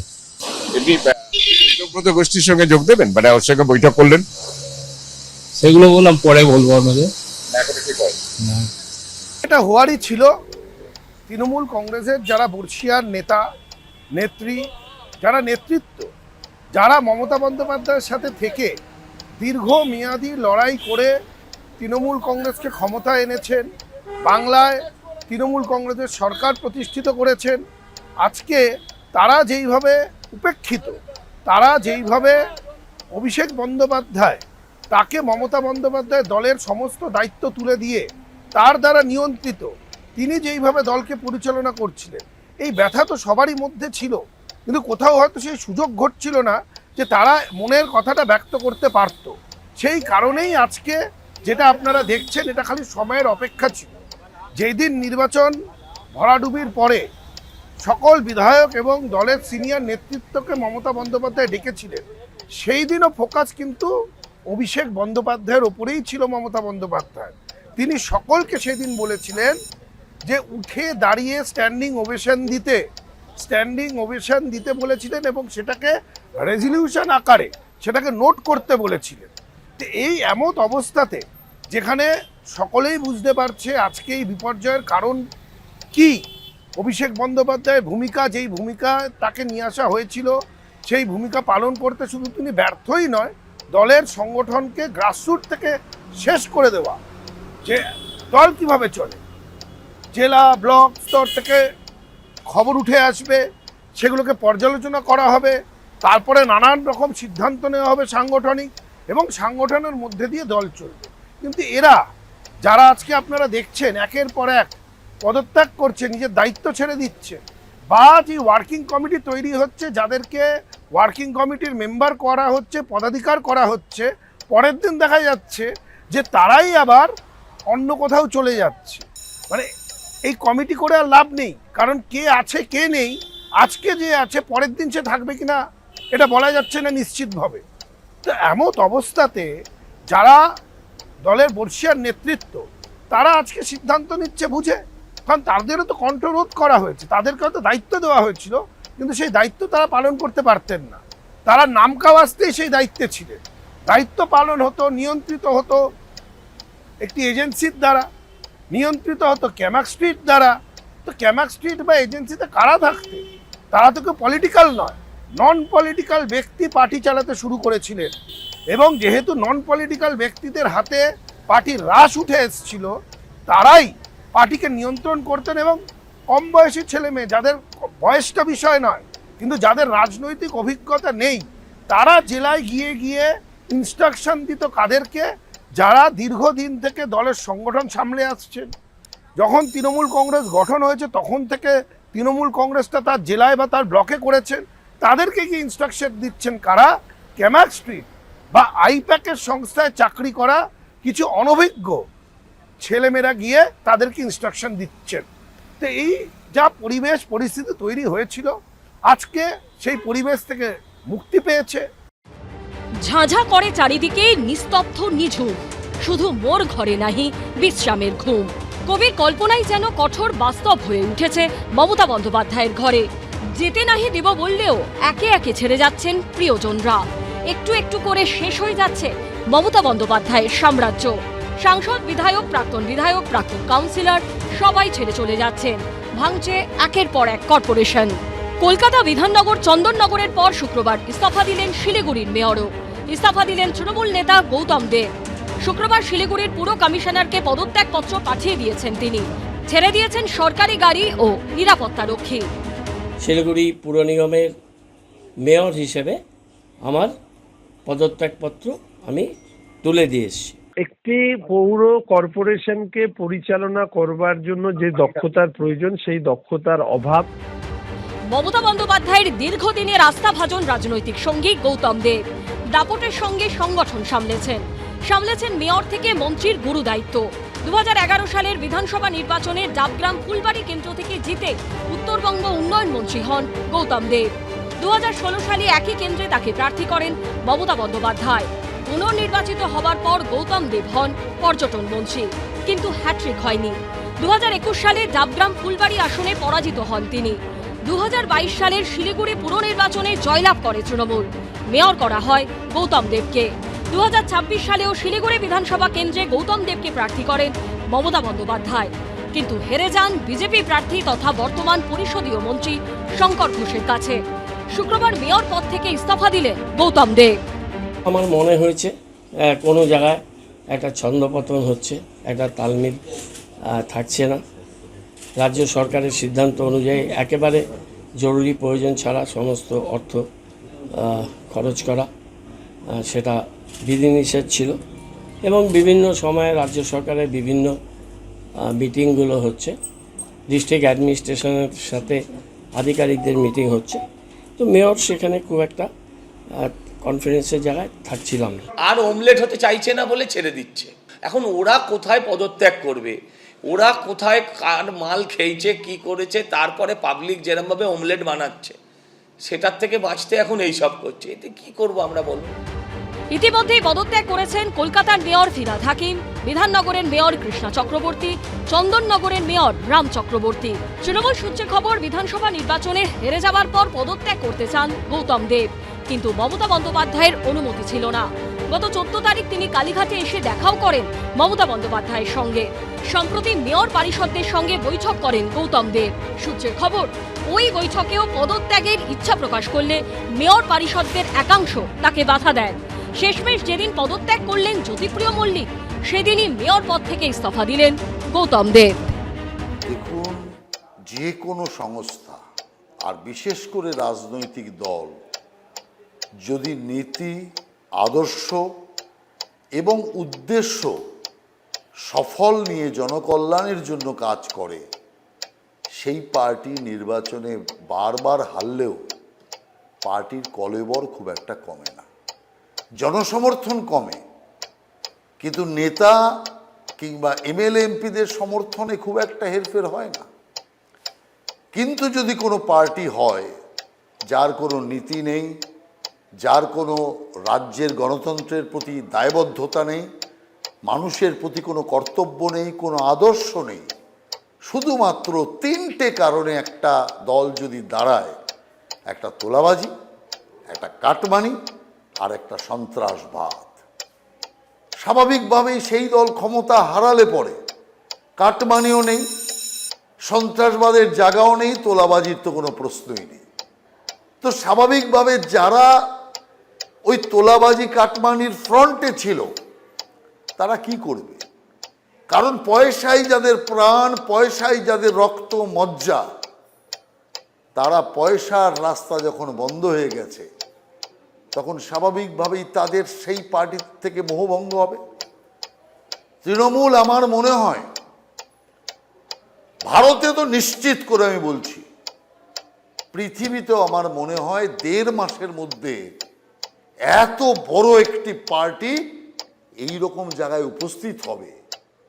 একটা এত বড় পার্টি, সেই পার্টির নেতৃত্বকে, নেতৃত্ব মানে পিসি আর ভাইপো, এই দুজনকে এখন টাকা বাঁচানোর লড়াইতে নামতে হচ্ছে। পার্টির কারি কারি টাকা চুরি করে জমিয়েছে, তোলাবাজি করে জমিয়েছে, সেই টাকা পার্টির নেতার ব্যক্তিগত অ্যাকাউন্টে রাখতে হয়েছে। নেতা চিঠি দিচ্ছে যেটা সিজ করা হোক, আমার টাকা নয়, কারণ জানছে জেলে নিশ্চিত যাবে। পয়সা নিয়ে আজকে খেয়েও খেয়ে, তৃণমূলের নাম নিয়ে খেয়েও খেয়ে, তৃণমূলের প্রতীক নিয়ে খেয়েও খেয়ে যত আজকে একদম উত্তরবঙ্গ থেকে দক্ষিণবঙ্গের সর্বত্র এমপি, এমএলএ, কাউন্সিলর, পঞ্চায়েত নেতা, পার্টির নেতা সব এখন মমতা ব্যানার্জিকে ছেড়ে তারা যা স্ব ক্ষেত্রে তারা প্রতিষ্ঠা পাওয়ার জন্য চেষ্টা করে যাচ্ছে। চৌচির হয়ে যাবে তৃণমূল কংগ্রেস, একমাত্র মমতা ব্যানার্জি ছাড়া কেউ থাকবে না। ভাইপো যাবে কোথায়? ভাইপো নিশ্চিতভাবে জেলে যাবে। ফিরহাদ হাকিম, অরূপ বিশ্বাস, জ্যোতিপ্রিয় মল্লিক এককালে যাঁরা ছিলেন মমতা বন্দ্যোপাধ্যায়ের ছায়াসঙ্গী, তাঁরাই আজ তৃণমূলের প্রতিষ্ঠাতার থেকে বহু দূরে কালীঘাটের ছায়াও মারাচ্ছেন না। মমতা বন্দ্যোপাধ্যায়ের থেকে দূরে সরে গিয়ে পৃথক ব্লক তৈরি করে আজ বিরোধী দলনেতা হয়েছেন যে ঋতব্রত বন্দ্যোপাধ্যায়, তার সঙ্গে প্রায়শই দেখা যাচ্ছে একদা মমতা বন্দ্যোপাধ্যায়ের অত্যন্ত আস্থাভাজন ফিরহাদ হাকিমকে। বৃহস্পতিবার বিধানসভায় একই বেঞ্চে ঋতব্রত বন্দ্যোপাধ্যায়ের পাশে দেখা যায় তাঁকে, আর আজ তৃণমূলের বিদ্রোহী বিধায়কদের প্রশিক্ষণ দিতে দেখা গেল ফিরহাদ হাকিমকে। তারা কিভাবে বক্তব্য রাখবেন, কিভাবে প্রশ্ন করবেন, বিধানসভায় কিভাবে অংশ নেবেন, সেই সবই ঋতব্রত তৃণমূলের বিধায়কদের শেখালেন ফিরহাদ হাকিম। সঙ্গে ছিলেন একদা মমতা বন্দ্যোপাধ্যায় ঘনিষ্ঠ আরও এক ঝাঁক বিধায়ক। 15 বছরে এরকম এমএলএ আছেন যিনি একবারও বলার সুযোগ পাননি। আজকে অনেকেই উপস্থিত ছিলেন, প্রায় সিনিয়র আমাদের যারা দীর্ঘদিনের বিধায়ক, দীর্ঘদিনের মন্ত্রী, তারা প্রায় সবাই এই প্রশিক্ষণ শিবিরে ছিলেন। তারা সবাই কন্ট্রিবিউট করেছেন। ফিরহাদ হাকিম ছিলেন, জাভেদ আহমেদ খান ছিলেন, আকরুজ্জামান ছিলেন, বিপ্লব মিত্র ছিলেন, গোলাম রব্বানী ছিলেন, চন্দ্রনাথ সিনহা ছিলেন, রথিন ঘোষ ছিলেন, সাবিনা ইয়াসমিন ছিলেন, শিউলি সাহা ছিলেন, অনেক সিনিয়ররা ছিলেন। বিধানসভায় ঢোকার পর ববিদা এখন বামপন্থী হয়েছেন, বাম দিকে যাচ্ছেন। ঢুকে বিধানসভায় ঢুকে উনি বামপন্থী দিকে যাচ্ছেন। তো এখন ফলে তার জন্য কি পদ অপেক্ষা করছে, কি অপেক্ষা করছে, যদির উপর দাঁড়িয়ে আমি কোনো মন্তব্য করব না। উনি অনেক সিনিয়র। তৃণমূলের তরফ থেকে মমতা বন্দ্যোপাধ্যায়ের স্নেহ, ভালোবাসা, আস্থায় বিভিন্ন ধরনের পদ, সম্মান, প্রতিষ্ঠায় তিনি ছিলেন। অ্যাকাউন্ট বিতর্কে আরও চাপে পড়ল কালীঘাট তৃণমূল। আগেই ব্যাংকে চিঠি দিয়ে অ্যাকাউন্ট থেকে লেনদেন বন্ধ রাখার অনুরোধ জানিয়েছিলেন অরূপ বিশ্বাস। এরপর ঋতব্রত তৃণমূলের বিধায়কও বিধাননগর পুলিশের সাইবার থানায় ওই একই বেসরকারি ব্যাংকের 3টি অ্যাকাউন্ট নম্বর দিয়ে আশঙ্কা প্রকাশ করেন বেআইনিভাবে পাওয়া অর্থ জমা রয়েছে ওই অ্যাকাউন্টগুলিতে। আর সূত্রের খবর, এই প্রেক্ষাপটে তদন্তের স্বার্থে এইচডিএফসি ব্যাংকে তৃণমূলের নামে থাকা 3টি অ্যাকাউন্টে ডেবিট ফ্রিজ করল পুলিশ। অর্থাৎ এই অ্যাকাউন্টগুলি থেকে আপাতত টাকা তোলা যাবে না। এই 3টি অ্যাকাউন্টে রয়েছে 440 কোটি টাকা। এর বাইরে তৃণমূলের আর যে অ্যাকাউন্ট রয়েছে তাতেও ডেবিট ফ্রিজ করার প্রক্রিয়া চলছে বলে সূত্রের খবর। গত দুদিন ধরে তৃণমূলের অ্যাকাউন্ট নিয়ে বিতর্ক চলছে। সর্বভারতীয় তৃণমূল কংগ্রেসের কোষাধ্যক্ষ হিসেবে অ্যাকাউন্ট ফ্রিজ করার আবেদন করে ব্যাংকে চিঠি দিয়েছিলেন কোষাধ্যক্ষ অরূপ বিশ্বাস। এরপরই দলের অ্যাকাউন্টে বেআইনি আর্থিক লেনদেনের অভিযোগ আনেন ঋতব্রতপন্থী বেশ কয়েকজন তৃণমূল বিধায়ক। সূত্রের খবর, এই সংখ্যাটা 10 জন। বিধাননগর পুলিশ কমিশনারেটে অভিযোগ জানানো হয় ঋতব্রত তৃণমূলের এই বিধায়কদের তরফে। সাইবার ক্রাইম বিভাগকে দেওয়া চিঠিতে 3টি অ্যাকাউন্ট নম্বর উল্লেখ করে স্পষ্টভাবে বলা হয়, বিশ্বাসযোগ্য সূত্র ও পারিপার্শ্বিক অগ্রগতি থেকে এটা জানা গেছে যে ক্ষমতার অপব্যবহার করে বেআইনি কার্যকলাপ, বেআইনি টাকা তোলা, অসৎ উপায়ে আর্থিক লেনদেন হওয়া টাকা এই অ্যাকাউন্টগুলিতে জমা পড়ে থাকতে পারে। এই 3টি অ্যাকাউন্টই রয়েছে এইচডিএফসি ব্যাংকের সেন্ট্রাল প্লাজা ব্রাঞ্চে।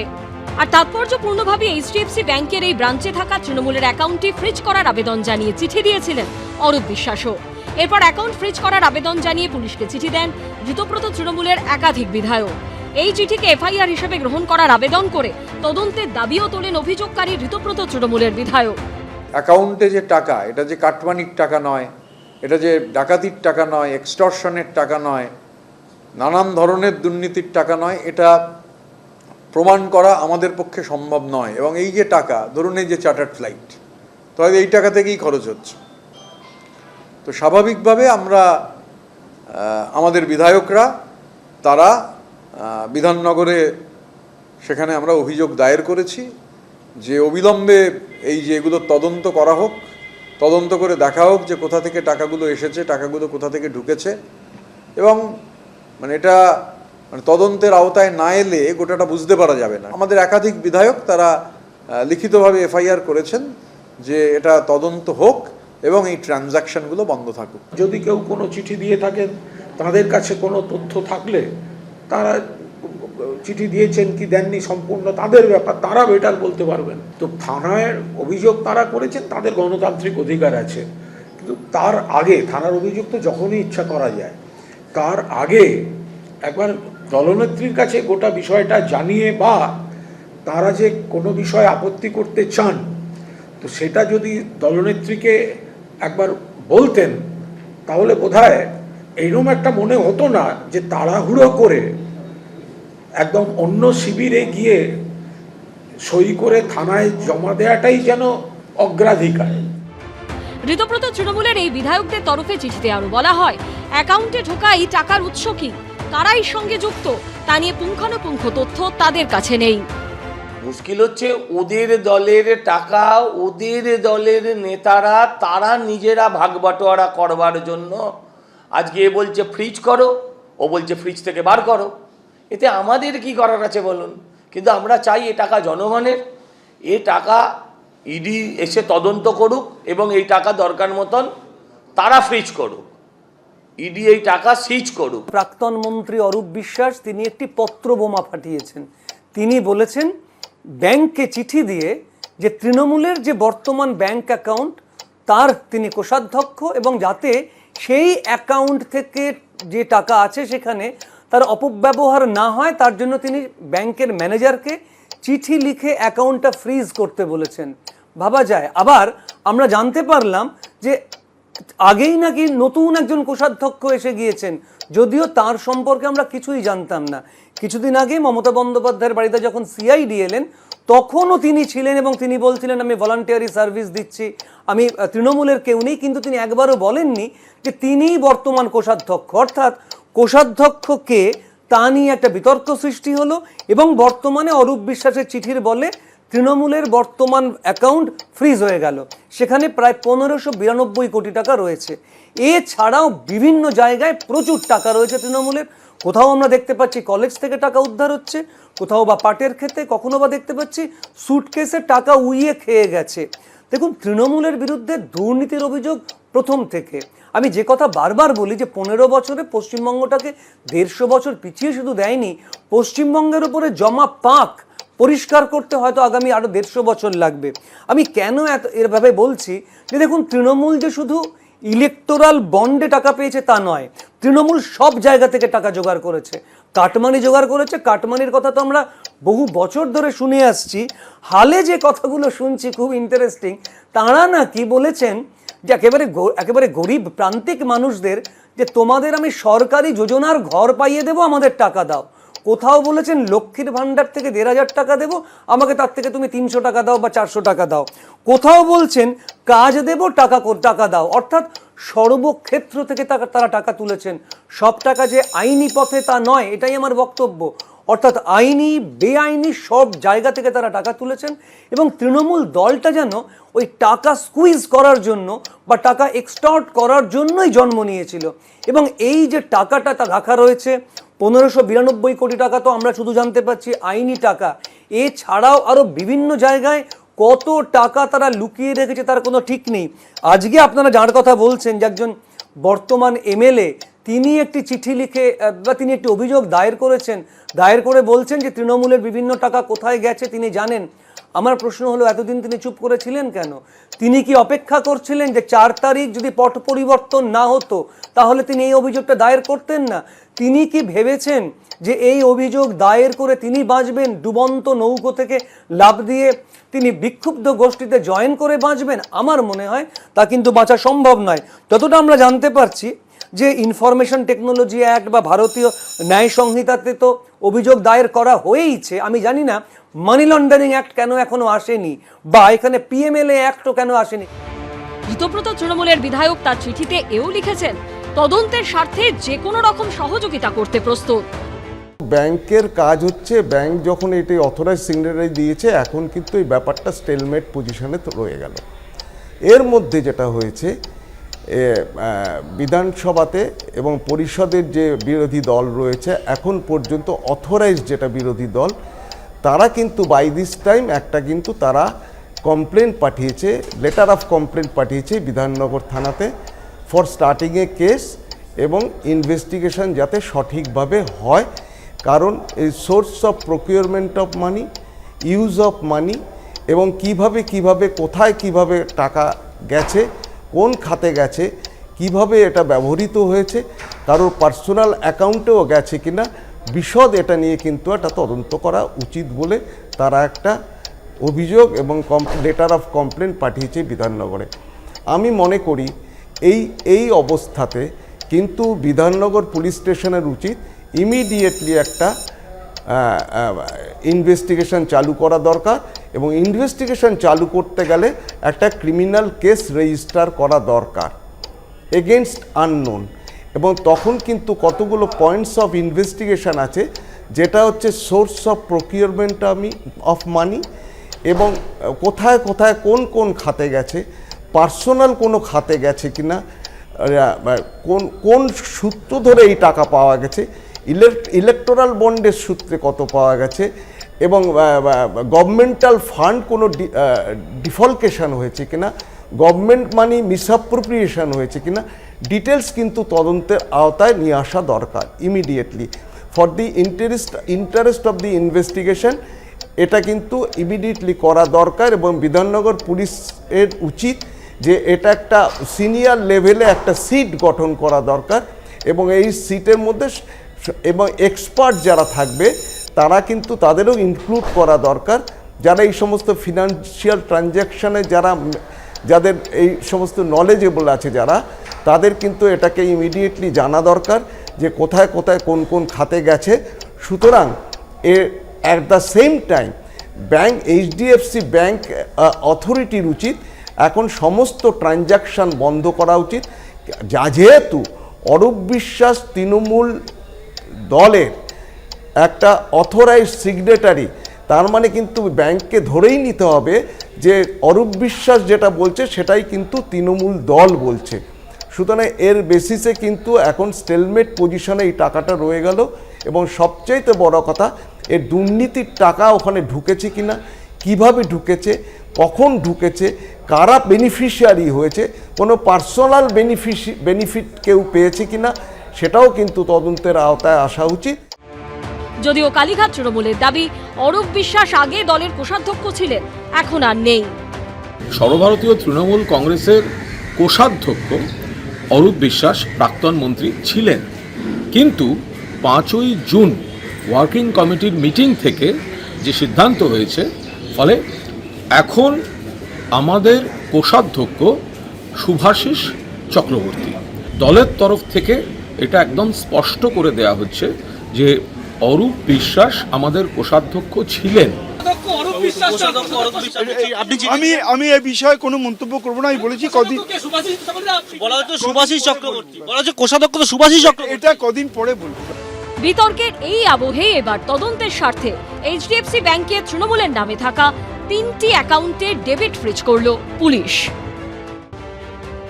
ভোটে বিপর্যয়ের পর ভেঙে খান খান হয়ে গেছে তৃণমূল। বিধানসভা থেকে লোকসভা দাবানলের মতো ছড়িয়েছে বিদ্রোহের আগুন। প্রায় প্রতিদিন ভাঙছে জোড়া ফুলের জমি। এর মধ্যে আবার মমতা বন্দ্যোপাধ্যায়ের কপালে দুশ্চিন্তার ভাঁজ বাড়িয়েছে তৃণমূলের ব্যাংক অ্যাকাউন্ট নিয়ে সংকট। লেনদেন বন্ধের আর্জি জানিয়ে দলের কোষাধ্যক্ষ হিসেবে ব্যাংক কর্তৃপক্ষকে চিঠি দিয়েছেন অরূপ বিশ্বাস। অথচ ঘরে বাইরে তৃণমূলের এই চরম দুর্দিনেও এখনও স্বমহিমাতেই আছেন অভিষেক বন্দ্যোপাধ্যায়। শুক্রবার চার্টার্ড বিমানে চেপে দিল্লি যান। দলের এই সংকটকালে তাঁর আচরণ নিয়ে ক্ষোভ তৈরি হয়েছে দলেরই অন্দরে। অভিষেক বন্দ্যোপাধ্যায় কোন ফ্লাইটে গেছেন, সেটা যাত্রীবাহী সাধারণ বিমান না চার্টার্ড বিমান বা কোনো বিশেষ বিমান, আমি বলতে পারবো না। এখন এই বিষয়ে আমি কথা বলার কেউ নই, কিন্তু পার্টির খরচা করে যদি কেউ বিমান ভাড়া করে গিয়ে থাকে তাহলে আমি কোনো মতে সেটা সমর্থন করছি না। যারা বলছেন আমি কিসে আসছি, কিসে যাচ্ছি, কোত্থেকে নামছি, তারা যদি লিখিত দিয়ে দেয় অভিষেক বন্দ্যোপাধ্যায় ইকোনমি ক্লাস যাবে, আমার পাশের সিটে যদি কেউ বসে, যেটা আমার সাথে অনেকবার হয়েছে, আমার লিগ্যাল ওপিনিয়ন নিয়ে এটা করা। কুলান ঘোষ আমার সহকর্মী, সে যদি আমার বিরুদ্ধে বলে আমি তার বিরুদ্ধে বলবো না। চার্টার্ড ফ্লাইট, চপার, এগুলো হচ্ছে উনি মনে করেন হয়তো না স্ট্যাটাস সিম্বলের জন্য জরুরি, কিন্তু একজন এমপি যে পরিমাণে টিকিট পান বিজনেস ক্লাসের, টিকিট শেষ করা যায় না। তো গোটা বিজনেস ক্লাসটা ভাড়া করে নিলেও অনেক কম পয়সায় হয়ে যায়, কিন্তু এই যে পার্টির টাকা, এটা তো ওনার ব্যক্তিগত টাকা নয়। যা হিসেবপত্র পাওয়া যায়, এই চার্টার্ড ফ্লাইটের পেছনে কত টাকা পার্টির ফান্ড থেকে নেওয়া হচ্ছে সবাই জানে। তো এত বড় পরাজয়, কর্মীরা আক্রান্ত হচ্ছেন, মামলার খরচ, সেই অবস্থায় এর আগেও গেছেন চার্টার্ড ফ্লাইটে গেছেন, এবারও চার্টার্ড ফ্লাইটে গেলেন। বিমান পরিবহনের সঙ্গে যুক্ত একাংশের মতে চার্টার্ড ফ্লাইটে শুধু কলকাতা থেকে দিল্লি যেতেই খরচ হয় অন্তত 13 লক্ষ টাকা, অর্থাৎ যাওয়া আসা মিলিয়ে খরচ অন্তত 26 লক্ষ টাকা। জ্বালানির দাম বা পার্কিং এর ভাড়া থাকলে এই খরচ আরও বাড়তে পারে। সেখানে বিজনেস ক্লাসে দিল্লি যেতে ভাড়া লাগে 17,000 থেকে 35,000 টাকা অবধি। উৎসবের সময় বা যাত্রীর চাপ থাকলে সেই খরচটা বেড়ে খুব বেশি হলে 50,000 অবধি পৌঁছতে পারে। ভিআইপি প্যাসেঞ্জার্স স্পেশালি যারা বিজনেস ক্লাস মানে যে ক্লাস টিকিট ট্রাভেল করে, নর্মালি 17,000 to 35,000 rupees ভ্যারি করে, এবং রাশ টাইমে sometimes festivity season and all it almost even reach up to 45-50,000 rupees per sectors. But যখনই এইটা কোনো বিজনেস চার্টার্ড প্লেনে ট্রাভেল করা হবে, বিশেষ করে জেট মেশিনগুলো, তো ওই জেট মেশিনের ট্রাভেলগুলো ওরা যে চার্জটা এই মুহূর্তে করছে, including highest ATF fuel price right now, around 6,50,000 rupees per hour consumption, মানে 60 মিনিটের জন্য 6,50,000। তো কলকাতা থেকে দিল্লি ডিস্টেন্স কভার করতে 2 hours 20 minutes to 2 hours 30 minute flight time. আবার দিল্লি থেকে কলকাতায় আসতে 2 hours 10, 2 hours 20 minutes flight time. Per sector Kolkata to Delhi 13 lakh rupees minimum, and return again 13 lakh rupees minimum. So it is around 26 lakh rupees, and depends on the fuel and other scenario. It could reach up to 28-20 lakh rupees up and down. ভোটের পর নিচুতলার কর্মীরা যখন কার্যত অভিভাবকহীন ও কোণঠাসা, তখন কালীঘাট তৃণমূলের second in কমান্ডের এমন বিলাসিতাকে খোঁচা দিতে ছাড়েনি বিজেপি। আপনারা জলসাঘর দেখেছেন? ছবি বিশ্বাস শেষ দিনও কিন্তু আগ্রা থেকে বাইজিএনে নাচ করবে, এটাই ছিল তার জীবনের শেষ ইচ্ছে। সেই চার্টার্ড ফ্লাইট আর যে কদিন আছে চড়ুক, আর যা টাকা আছে সেটা যদি ফ্রিজ হয়ে যায় তাহলে আগামী দিন সাইকেলও জুটবে না। চার্টার্ড ফ্লাইটে দিল্লি যাওয়া নিয়ে জোর বিতর্ক। এরই মধ্যে শুক্রবার দিল্লিতে স্পিকার ওম বিড়লার সঙ্গে বৈঠক করলেন অভিষেক বন্দ্যোপাধ্যায়। গত রবিবার তৃণমূলের বিদ্রোহী সাংসদরা স্পিকারের সঙ্গে দেখা করে NCPI বা ন্যাশনালিস্ট সিটিজেন্স পার্টি অফ ইন্ডিয়ার সঙ্গে মিশে যাওয়ার কথা জানিয়ে চিঠি দেন। তার কয়েক ঘন্টা আগেই তৃণমূলের লোকসভার নেতা অভিষেক বন্দ্যোপাধ্যায় চিঠি নিয়ে লোকসভার অধ্যক্ষের কাছে যান তৃণমূল সাংসদ কীর্তি আজাদ ও সাগরিকা ঘোষ। যে চিঠি তারা পৌঁছে দেন তাতে বলা হয়, তৃণমূল একটি অখণ্ড রাজনৈতিক দল, আইনত তৃণমূল একটি। তৃণমূলের সংসদীয় দলের মধ্যে কোনো পৃথক গোষ্ঠীকে যাতে স্বীকৃতি না দেওয়া হয়। তৃণমূলের বক্তব্য না শুনে কোনো সিদ্ধান্ত নেবেন না, স্পিকারকে চিঠি দিয়ে আর্জি জানান তৃণমূলের লোকসভার দলনেতা অভিষেক বন্দ্যোপাধ্যায়। আর শুক্রবার দিল্লিতে গিয়ে স্পিকার ওম বিড়লার সঙ্গে সাক্ষাৎ করলেন অভিষেক বন্দ্যোপাধ্যায়। आप अगर देखेंगे साफ लिखा हुआ है कि मैं वॉलंटरीली अगर पार्टी का मेंबरशिप छोड़ता हूं तो that is one of the grounds for my disqualification from the house. अगर आप किसी और पॉलिटिकल पार्टी में शामिल हुए हो, इसका मतलब आप तृणमूल का मेंबरशिप छोड़े हो। यहां पे साफ लिखा हुआ है मर्जर तभी माना जाएगा जब 2/3 of the political party merges into another political party, not just the legislative party. इसका मतलब अगर दल पार्टी ममता बनर्जी पार्टी के जितने भी कमिटी मेंबर्स है उसका 2/3 including the national working committee, the state committee, the frontal committee, पूरा तृणमूल कांग्रेस का जितना भी पदाधिकारी है उनका 2/3 अगर मर्ज करता है एक पॉलिटिकल पार्टी में तो उसको मर्जर कहलाया जाता है। अगर 2/3 एमपीज चला जाता है तो that will again lead for their disqualification. 183 south অ্যাভিনিউয়ে নিজের বাসভবন থেকে সংসদ ভবনের উদ্দেশ্যে রওনা হন অভিষেক বন্দ্যোপাধ্যায়। সঙ্গে ছিলেন তৃণমূল সাংসদ জেরেক ওব্রায়েন, সৌগত রায়, কল্যাণ বন্দ্যোপাধ্যায়, মহুয়া মৈত্র, সাগরিকা ঘোষরা। অধ্যক্ষের সঙ্গে প্রায় 50 মিনিট বৈঠক হয়। ওম বিড়লার সঙ্গে বৈঠকে অভিষেক বন্দ্যোপাধ্যায় 20টি আলাদা আলাদা পিটিশন তার সামনে পেশ করেছেন, যেখানে যে 20 জন বিদ্রোহী সাংসদ NCPI-তে দল মার্চ করে চলে গিয়েছেন বলে জানা গিয়েছে, তাদের সদস্য পদ খারিজ করার জন্য আবেদন করলেন লোকসভার দলনেতা অভিষেক বন্দ্যোপাধ্যায়। বুক চিরে দেখাবেন ওনার বুকের ভেতরে রাম লক্ষ্মণ সীতা বাস করে। হ্যাঁ, উনি স্পিকারের কাছে যাবেন, উনি কাকে আসল বলবেন কাকে নকল বলবেন, নিজের দলের লোক, নিজের সিম্বলে জেতা। কাল অব্দি হয়তো বলতো দাদা কাকু এসব বলতো, তাকে বলবে এখন নকলি মাল, সেটা ওদের ব্যাপার, এখানে আমি কি বলবো। দিল্লিতে যখন স্পিকারের সঙ্গে সাক্ষাতে অভিষেক বন্দ্যোপাধ্যায় সহ কালীঘাটপন্থী তৃণমূলের টিম, তখন আরো আইনি লড়াইয়ে জর্জরিত হলেন মমতা বন্দ্যোপাধ্যায় ও অভিষেক বন্দ্যোপাধ্যায়। 21শে জুলাই কলকাতার মূল রাস্তা বন্ধ করে সভার আয়োজন করায় আদালত অবমাননার অভিযোগ উঠল তৃণমূলের বিরুদ্ধে। মমতা বন্দ্যোপাধ্যায় অভিষেক বন্দ্যোপাধ্যায়ের বিরুদ্ধে নোটিশ জারির নির্দেশ দিল কলকাতা হাইকোর্টের বিচারপতি অরিজিৎ বন্দ্যোপাধ্যায়ের ডিভিশন বেঞ্চ। তৃণমূলের সভা নিয়ে আদালত অবমাননার অভিযোগ তুলে সম্প্রতি হাইকোর্টে একটি মামলা হয়, যেখানে উল্লেখ করা হয় 2018 সালে কলকাতা হাইকোর্ট জানিয়েছিল কলকাতার কোনো বড় বা প্রধান রাস্তা সভার জন্য সম্পূর্ণ বন্ধ করা যাবে না। কিন্তু মামলাকারীর অভিযোগ, সেই নির্দেশ অমান্য করে 2025 সালে শহীদ দিবসের সভা করে তৎকালীন শাসক দল তৃণমূল। 21শে জুলাই যে ভিক্টোরিয়া হাউসের সামনে অল ইন্ডিয়া তৃণমূল কংগ্রেসের যে সভা হয়, মিটিং হয়, তাতে যে গ্যাদারিংটা হয় তাতে কার্যত heart of the city collapse করে যায়। তাকে এক্সট্রিম ভায়োলেশন এটা ধরে নিয়ে পিটিশনার অক্ষয় কুমার সারেঙ্গি অ্যাডভোকেট এই কন্টেম্প্ট অ্যাপ্লিকেশন ফাইল করেন।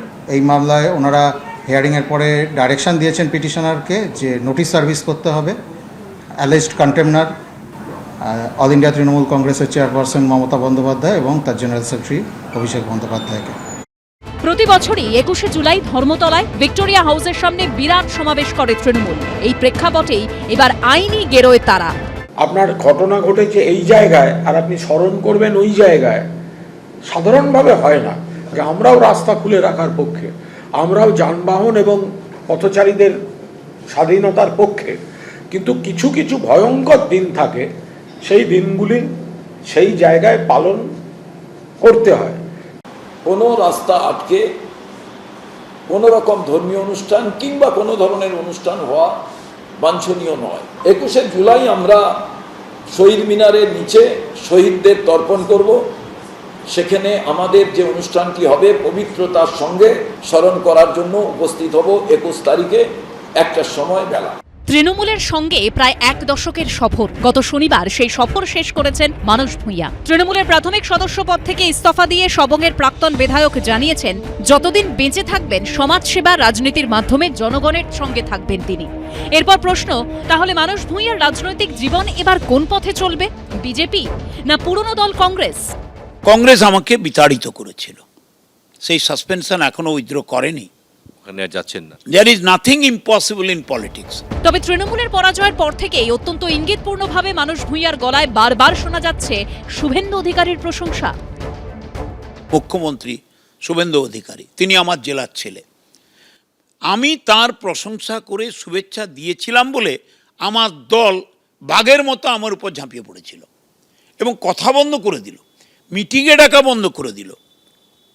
আমি ভাবতেও পারি না রাজনীতিতে সৌজন্য বলে কি কিছু থাকবে না। আমাকে শুভেন্দু বাবু যদি ডেকে বলেন ডক্টর ভূঁইয়া আপনি কাজ করবেন, আমি বললাম হ্যাঁ।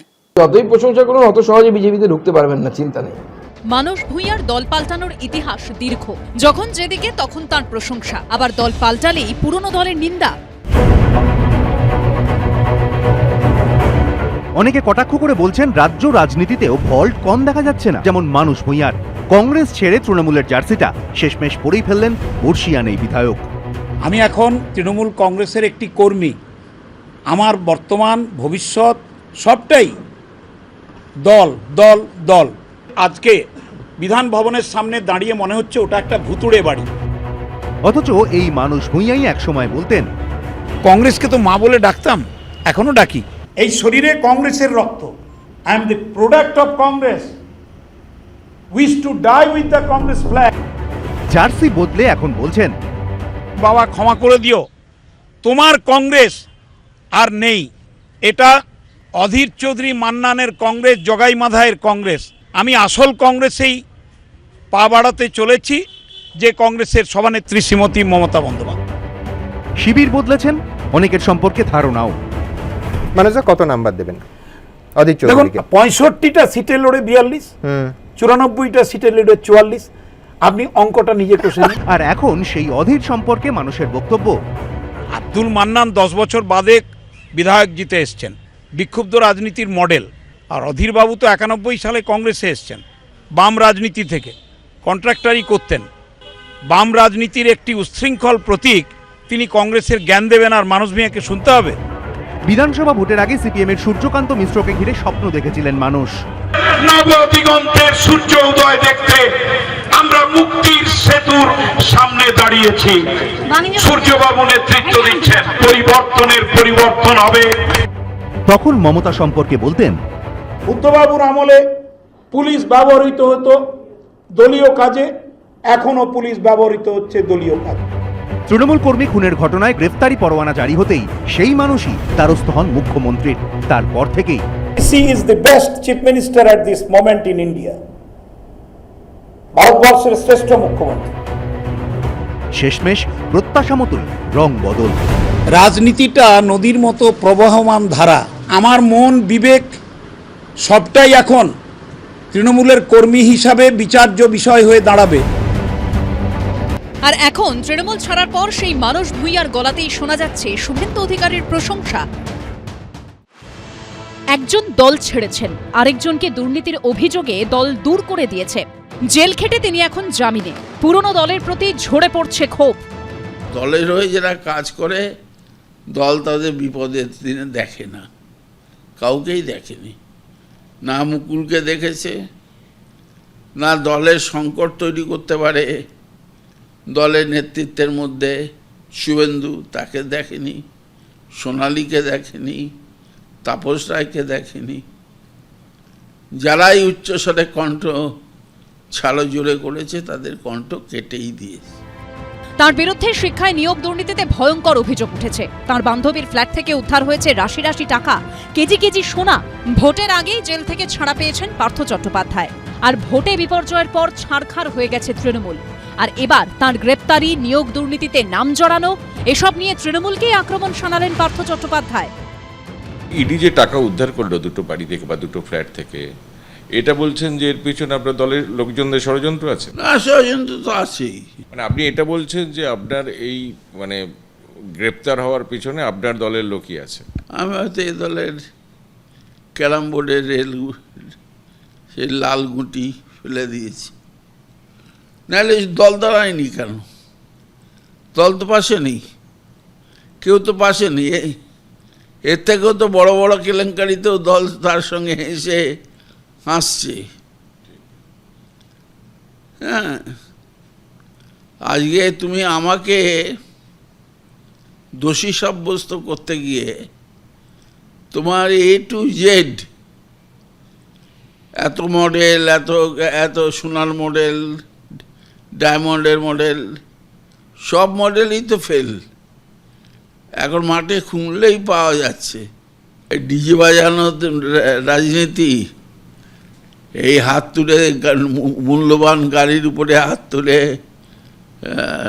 মিটিং করা, কিংবা একটা মিটিং জনসভা করতে তার মঞ্চ তৈরি করতে গিয়ে যে খরচা, এগুলো মানে অস্বাভাবিক মনে হয়েছে। উত্তর 24 পরগনার বাদুরিয়ায় তৃণমূল পুরপ্রধানের অফিসের কাছে চাষের জমি থেকে উদ্ধার হয়েছে রাশি রাশি টাকা। বস্তায় টাকা, ট্রলি ব্যাগে টাকা। তৃণমূল প্রসঙ্গে বলতে গিয়ে সেই প্রসঙ্গও টানছেন পার্থ চট্টোপাধ্যায়। পাটের ক্ষেত থেকে ছোট পঞ্চায়েতের প্রধান, এগুলো সব জানতো। যদি জানে তারা, তাহলে তো দল এ ব্যাপারে কোনো সিদ্ধান্তই নেয়নি। এই ছোটরা যারা ধরা পড়ছে, দেখানো হচ্ছে, কেউ তো মডেলের রাইট হ্যান্ড লেফট হ্যান্ড তো জানতো না, মানে কি তাহলে অন্যরাও জানতো? এই যে ব্যবহার করা, অর্থাৎ তোমার টাকায় হোক অন্য হোক, দলের মধ্যে রাজনৈতিক প্রতিদ্বন্দ্বীকে ব্যবহার করা এবং ছুঁড়ে ফেলে দেওয়া, কাজ শেষ হয়ে যাওয়া, এটা দলের একটা প্র্যাকটিসে দাঁড়িয়েছিল। তারই রেজাল্ট আজ দল ছাড়খাড় হয়ে গেল। সেটা আপনার ক্ষেত্রে হয়েছে? আমার ক্ষেত্রেও তাই হয়েছে। পার্টিটা জলে চলে না, পতাকাটাকে বিনা পয়সায় দিয়ে দেয় লোকে, আমি তো জানি না। রাজনীতিতে এখন কার্যত নিষ্ক্রিয় অনুব্রত মণ্ডল। গরু পাচার মামলায় গ্রেপ্তার হলেও দল তার বিরুদ্ধে কোনো ব্যবস্থা নেয়নি। যে জ্যোতিপ্রিয় মল্লিক শুক্রবার ইস্তফা দিয়েছেন, রেশন কেলেঙ্কারিতে গ্রেপ্তার হলেও তাকে দল থেকে সাসপেন্ড করেনি তৃণমূল শীর্ষ নেতৃত্ব। এই নিয়েও এখন ক্ষোভের সুর পার্থ চট্টোপাধ্যায়ের গলায়। যে অভিষেক বন্দ্যোপাধ্যায় তাঁর বিরুদ্ধে শাস্তিমূলক ব্যবস্থা নেবার ঘোষণা করেছিলেন, ঘুরিয়ে তাঁকেও আক্রমণ করতে ছাড়ছেন না পার্থ চট্টোপাধ্যায়। জ্যোতিপ্রিয় মল্লিক সঙ্গে সঙ্গে হলো না কেন? কেষ্ট বাঘ হয়ে গেল, আমায় কেন ইঁদুর করা হলো আমি তো তা জানি না। এটা কি ষড়যন্ত্র বলছেন? আমি বলবো দলের এক শ্রেণীর লোক ষড়যন্ত্র করেছে, এ বিষয়ে আমি নিঃসন্দেহ। I am victim of the circumstances. তারা নিজেদের আগুনেই নিজেরা পুড়েছে, আমাকে পোড়াতে পারেনি। দলের একাংশ তো বটেই। তুমি শক্তি এমনভাবে দেখিয়েছ, সঙ্গে সঙ্গে করে দিয়েছি যাতে আর কেউ কিছু না বলতে পারে। সাসপেন্ড করে দিয়েছি সঙ্গে সঙ্গে সঙ্গে সঙ্গে। অর্থাৎ তোমার করাপশনের দায়টা তোমার গালে চাপিয়ে দাও, দিয়ে অন্যেরা সাদা প্যান্ট জামা পরে অন্য কিছু পরে ঘুরে বেড়াবে। এখন দেখা গেছে যে ছেঁদা এমন হয়েছে যে সেই প্যান্ট আর জামা পরাবার ক্ষমতা এখন কেউ নেই, এত ছেঁদা চারিদিক হয়েছে। দল ছিন্ন বিচ্ছিন্ন হয়ে গেছে। ডিজে যারা বাজাবে বলেছিল তারা এখন নিজেরাই ডিজে বাজায়নি বলে ওটা ভুল হয়েছে আমার, আর আমি বলবো না বলে চিৎকার করছে।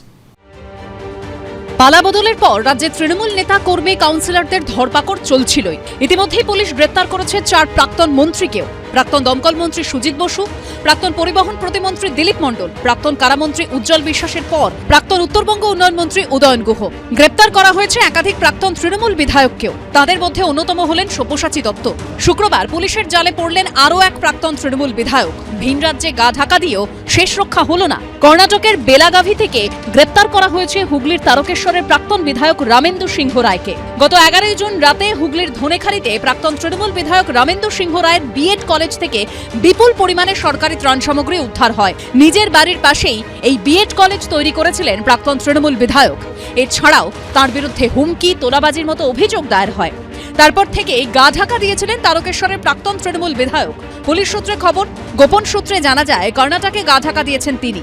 বৃহস্পতিবার রাতে সেখানে যায় রাজ্য পুলিশের একটি দল। শুনলাম বা দেখলাম টিভিতে উনি গ্রেপ্তার হয়েছেন। গোটা তারকেশ্বর জুড়ে একটা শান্তির বাতাবরণ এসেছে।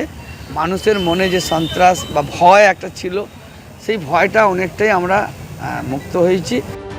চন্দননগর পুরসভার প্রাক্তন ডেপুটি মেয়র মুন্না আগরওয়াল ও প্রাক্তন কাউন্সিলর অনিমেষ বন্দ্যোপাধ্যায়কে বৃহস্পতিবার গ্রেপ্তার করেছে চন্দননগর পুলিশ কমিশনারেট। হুমকি ও তোলাবাজির অভিযোগ দায়ের হয়েছে তাদের বিরুদ্ধে। শুক্রবার কোমরে দড়ি পরিয়ে কোর্টে তোলা হয় চন্দননগর পুরসভার প্রাক্তন ডেপুটি মেয়র ও প্রাক্তন কাউন্সিলরকে। দুর্নীতির অভিযোগে বুধবার কলকাতার ফুলবাগানের বাড়ি থেকে গ্রেপ্তার করা হয় প্রাক্তন তৃণমূল বিধায়ক উদয়ন গুহকে। বৃহস্পতিবার তাকে নিয়ে যাওয়া হয় দিনহাটায়। দিনহাটা থানা থেকে বের করার সময়, হাসপাতাল থেকে বেরোনোর সময় এবং দিনহাটা মহকুমা আদালতে ঢোকার সময় দফায় দফায় উদয়ন গুহকে লক্ষ্য করে ছোড়া হয় ডিম। একসময় তাকে হেলমেটও পরানো হয়, তারপরেও উড়ে আসে ডিম। এই প্রেক্ষাপটে এদিন পদত্যাগ করেন মুর্শিদাবাদের কান্দি পুরসভার চেয়ারম্যান জয়দেব ঘটক। ভয়ে পদত্যাগ করছে, প্রশাসনের চাপে পদত্যাগ করছে। আগামী দিনে এরা যখন ভোট চাইতে যাবে, বাংলার মানুষ এদেরকে কেউ ভোট দিবেন না। পুলিশ ধরবে তাই ভয়ে পালাচ্ছে, সরকার খুঁজে বার করবে অপরাধ তাই ভয়ে পালাচ্ছে। এগুলো এক ধরনের আত্মসমর্পণ। রাজ্য সরকার বদলের পর নতুন করে খোলা হয়েছে আরজি কর ফাইলস। এই ঘটনায় মাসখানেক আগে কলকাতা পুলিশের তৎকালীন পুলিশ কমিশনার বিনীত গোয়েল সহ 3 আইপিএসকে সাসপেন্ড করেছিলেন মুখ্যমন্ত্রী। এই 3 জনকে আমরা আজকে সাসপেন্ড করলাম এবং এইচএস এর গাইডেন্সে, সিএস এর গাইডেন্সে HS as per the rules যা আছে ক্যাডার রুল, সেটা মেনে ডিপার্টমেন্টাল ইনকোয়ারি এবং প্রসিডিংস স্টার্ট করবে। এবার সিবিআই তলবে নিউ টাউনে অফিসে হাজির হলেন আইপিএস অফিসার অভিষেক গুপ্ত ও ইন্দিরা মুখোপাধ্যায়। নিউ টাউনের সিবিআই দপ্তরে বয়ান রেকর্ড করা হলো ওই দুই আইপিএস অফিসারের। কলকাতার প্রাক্তন পুলিশ কমিশনার বিনীত গোয়েলকে ডাকা হলেও তিনি হাজির হননি। বছর দুয়েক আগে সেই নারকীয় কাণ্ড গোটা দেশকে নাড়িয়ে দিয়েছিল আরজিকর হাসপাতালে মহিলা চিকিৎসকের ধর্ষণ ও খুনের ঘটনা। অভয়ের পরিবারের মুখে তৎকালীন পুলিশ প্রশাসনের ভূমিকা নিয়ে শোনা গেছিল একাধিক অভিযোগ। আমরা যেমন গিয়ে দেখেছিলাম যেখানে সেমিনার হলে কিছুই ঘটেনি, সিএফএসএল রিপোর্টও তাই বলেছে যে সেমিনার হলে কিছুই ঘটেনি, ওকে খুন অন্য জায়গায় করা হয়েছে, এনে সেমিনার রুমে রাখা হয়েছে। তার মুখে একাধিক ক্ষত ছিল, গলায় আঙুলের ছাপ ছিল। যারা পিএম করেছে তারা সেগুলো কোনো তদন্তের আওতায় আনেনি। তৎকালীন ডিসি নর্থ অভিষেক গুপ্তের বিরুদ্ধে ঘুষ দেওয়ার চেষ্টার মতো মারাত্মক অভিযোগ করেছিল নিহত চিকিৎসকের পরিবার। যখন আমার মেয়ের দেহ আমার ঘরে সাহিত্য ছিল, তখন ডিসি নর্থ আমাদের ঘরের একটা গলিতে ঢুকে ঘরের ভেতরে তিনি আমাকে টাকা দেওয়ার চেষ্টা করেন এবং তার যা জবাব দেওয়ার আমরা সঙ্গে সঙ্গে সেই জবাবটা দিই। আরজিকর কাণ্ডের সময় কলকাতা পুলিশ কমিশনারের দায়িত্বে ছিলেন বিনীত গোয়েল, ইন্দিরা মুখোপাধ্যায় ছিলেন ডিসি সেন্ট্রাল পদে এবং ডিসি নর্থ ছিলেন অভিষেক গুপ্ত। রাজ্য সরকার বদল হতে কলকাতার তৎকালীন পুলিশ কমিশনার বিনীত গোয়েল, তৎকালীন ডিসি সেন্ট্রাল ইন্দিরা মুখোপাধ্যায় ও তৎকালীন ডিসি নর্থ অভিষেক গুপ্তকে সাসপেন্ড করেন মুখ্যমন্ত্রী শুভেন্দু অধিকারী। ইনিশিয়ালি আমরা মনে করি এই তদন্তগুলো করতে গেলে যাদের বিরুদ্ধে অভিযোগ পুলিশ আধিকারিক তাদেরকে সাসপেনশনে রেখে তদন্ত করা উচিত, নইলে তদন্ত কখনো ট্রান্সপারেন্ট হতে পারে না। এবার ওই তিন আইপিএস অফিসারের থেকে বেশ কিছু গুরুত্বপূর্ণ প্রশ্নের জবাব চায় সিবিআই। কেন্দ্রীয় তদন্তকারী সংস্থার তলবে শুক্রবার সকাল 11:30 নাগাদ নিউ টাউনের সিবিআই দপ্তরে আসেন ইন্দিরা মুখোপাধ্যায় ও অভিষেক গুপ্ত। সিবিআই সূত্রে দাবি দুই আইপিএস অফিসারকে কয়েক ঘন্টা জিজ্ঞাসাবাদ করেন তদন্তকারী আধিকারিকরা। বয়ান রেকর্ড করা হয়। সিবিআই সূত্রে খবর, শুক্রবার তদন্তকারীরা আইপিএস ইন্দিরা মুখোপাধ্যায় ও অভিষেক গুপ্তর কাছে জানতে চান অভিশপ্ত সেই রাতে ঠিক কি হয়েছিল, পুলিশ অফিসাররা সেখানে গিয়ে কি দেখেছিলেন, তদন্ত ধামাচাপা দিতে কি কোনো তরফে চাপ এসেছিল কিনা, কিভাবে এগিয়েছিল তদন্ত, 15ই আগস্ট রাতে আরজিকর হাসপাতালে যে হামলা হয়েছিল তার পেছনে কারা ছিল। এর আগে বুধবার পানিহাটি শ্মশানে যান সিবিআই এর বিশেষ তদন্তকারী দলের 4 সদস্য। বৃহস্পতিবার পানিহাটির প্রাক্তন তৃণমূল বিধায়ক নির্মল ঘোষ ও তৃণমূল পরিচালিত পানিহাটি পুরসভার চেয়ারম্যান সোমনাথ দেকে জিজ্ঞাসাবাদ করে সিবিআই। আমাদের স্পষ্ট প্রশ্ন, গাফিলতির বিচার তো পরের কথা, যে পুলিশ কর্তারা দিনের পর দিন প্রেস কনফারেন্সে বসে নির্লজ্জ মিথ্যে কথা বলেছেন অন ক্যামেরা, তাদের বিরুদ্ধে মমতা বন্দ্যোপাধ্যায়ের সরকার কেন কোনো ব্যবস্থা নেয়নি? তৎকালীন ডিসি সেন্ট্রাল ইন্দিরা মুখোপাধ্যায় কুখ্যাত এই অভিযুক্ত ডাক্তারের ছবি দেখিয়ে তাকে ডিটেকটিভ ডিপার্টমেন্টের ফিঙ্গারপ্রিন্ট এক্সপার্ট বলে পরিচয় দিয়ে মিথ্যাচার করেন। এরপর আমরা যখন প্রমাণ করে দিই যে ওই ব্যক্তি কোনো ডিডির ফিঙ্গারপ্রিন্ট এক্সপার্ট নয়, সেদিন ওই সেমিনার রুমে লাল জামা পরা ব্যক্তি ছিল সন্দীপ ঘোষের একান্ত অনুগত অভিক দে।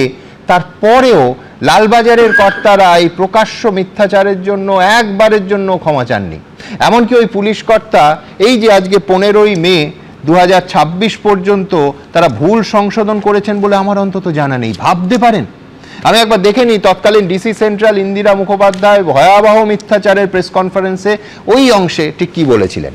আমাদের ফিঙ্গারপ্রিন্ট এক্সপার্ট যেটা আমাদের ডিডির টিম আছে উনি আছেন, আমাদের এসি ডিডিআই আছেন, ডিডি সেকশনের ভিডিওগ্রাফার আছেন, অ্যাডিশনাল সিপি1 ছিলেন ওখানে আছেন এবং এফএসএল এর স্টাফ আছে। এবার দেখব 2রা সেপ্টেম্বর এই অনুষ্ঠানে এটা নিয়ে আমি ঠিক কি বলেছিলাম। লালবাজারের প্রেস কনফারেন্স, আমি বলছি এত বছর লালবাজার বিট আমি করেছি যে অন ক্যামেরা কলকাতা পুলিশের কোনো পদাধিকারী কিছু বলা মানে ফ্যাকচুয়ালি সেটা কারেক্ট হবে, এইটা ছিল কলকাতা পুলিশের বিশ্বাসযোগ্যতা।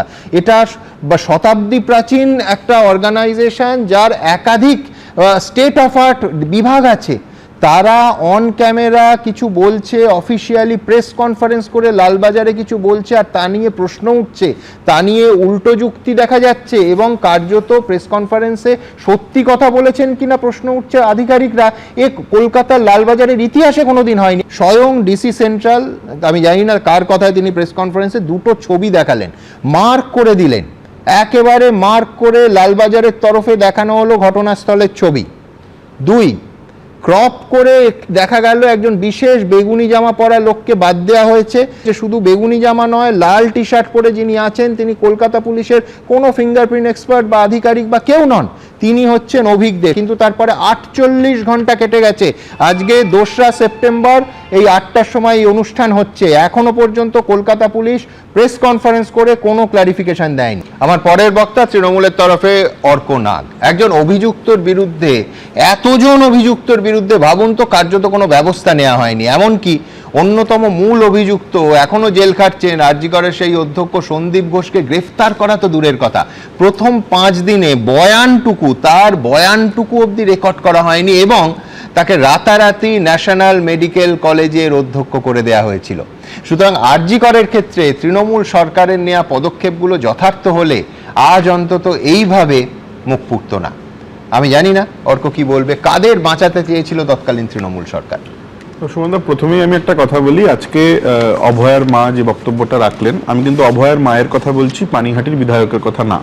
অভয়ার মা যে বক্তব্যটা রাখলেন, উনি বললেন যে উনি আজকে খুব খুশি এই বিষয়তে, আমি ওনার এই আনন্দে আমি ওনার পাশে আছি।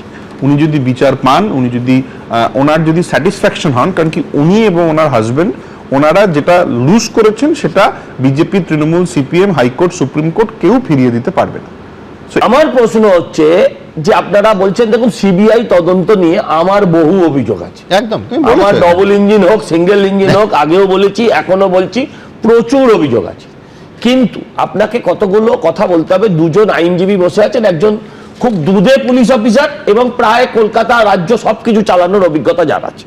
আপনি আমাকে বলুন কানুন সবুজ মাংতা হয়, কানুন মশাল মোমবাতি এসব দেখে না।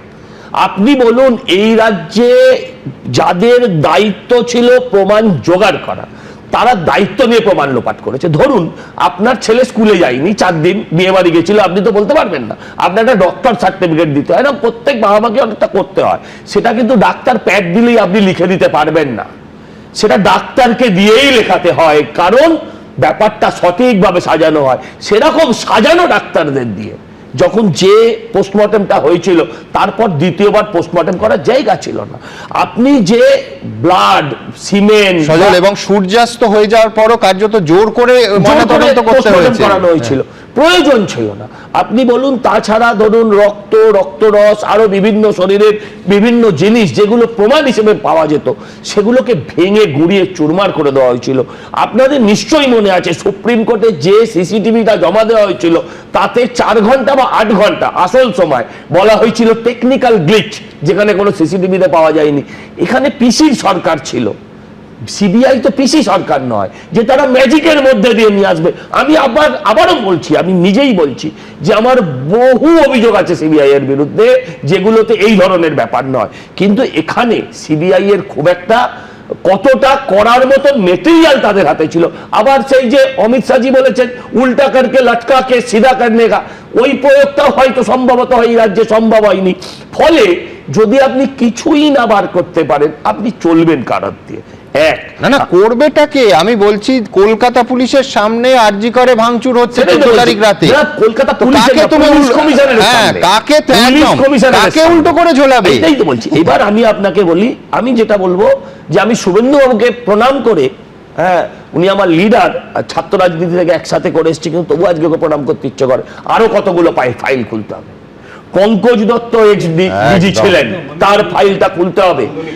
আমি বলছি কামদুনিতে 2 জন বড় উকিল বসে আছেন আমার পাশে, ফাঁসির আসামি বেকসুর খালাস।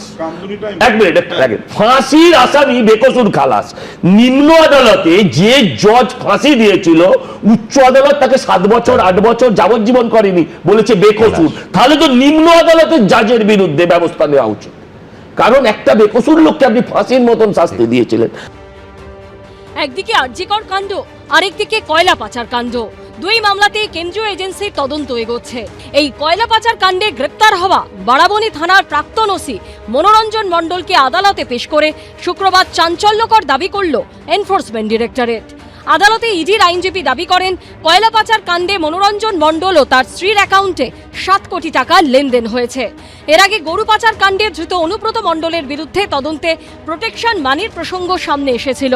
এবার কয়লা পাচার কাণ্ডে তদন্তে ইডি সূত্রে দাবি, প্রাক্তন ওসি মনোরঞ্জন মণ্ডলের কাছেও প্রোটেকশন মানি পৌঁছে যেত।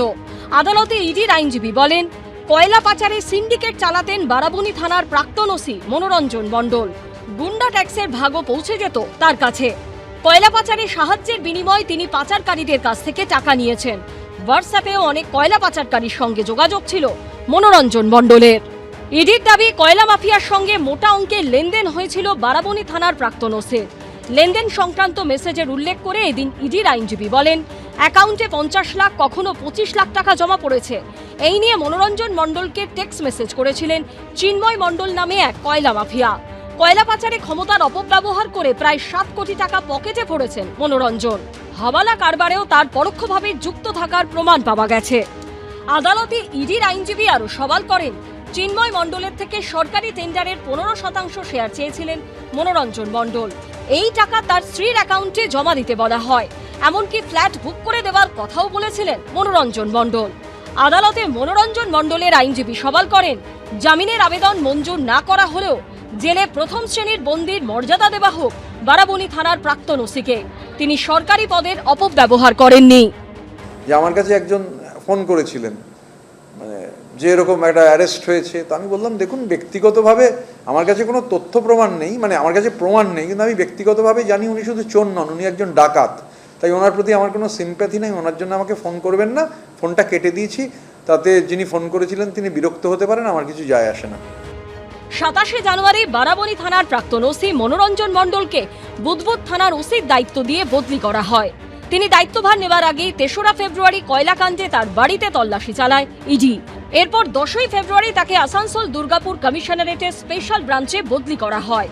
তদন্তে একাধিকবার তলব করা হলেও ইডির কাছে হাজিরা এড়িয়ে যান তিনি। বৃহস্পতিবার কয়লা পাচার কাণ্ডে গ্রেপ্তার করা হয়েছে মনোরঞ্জন মণ্ডলকে। এবিপি আনন্দ।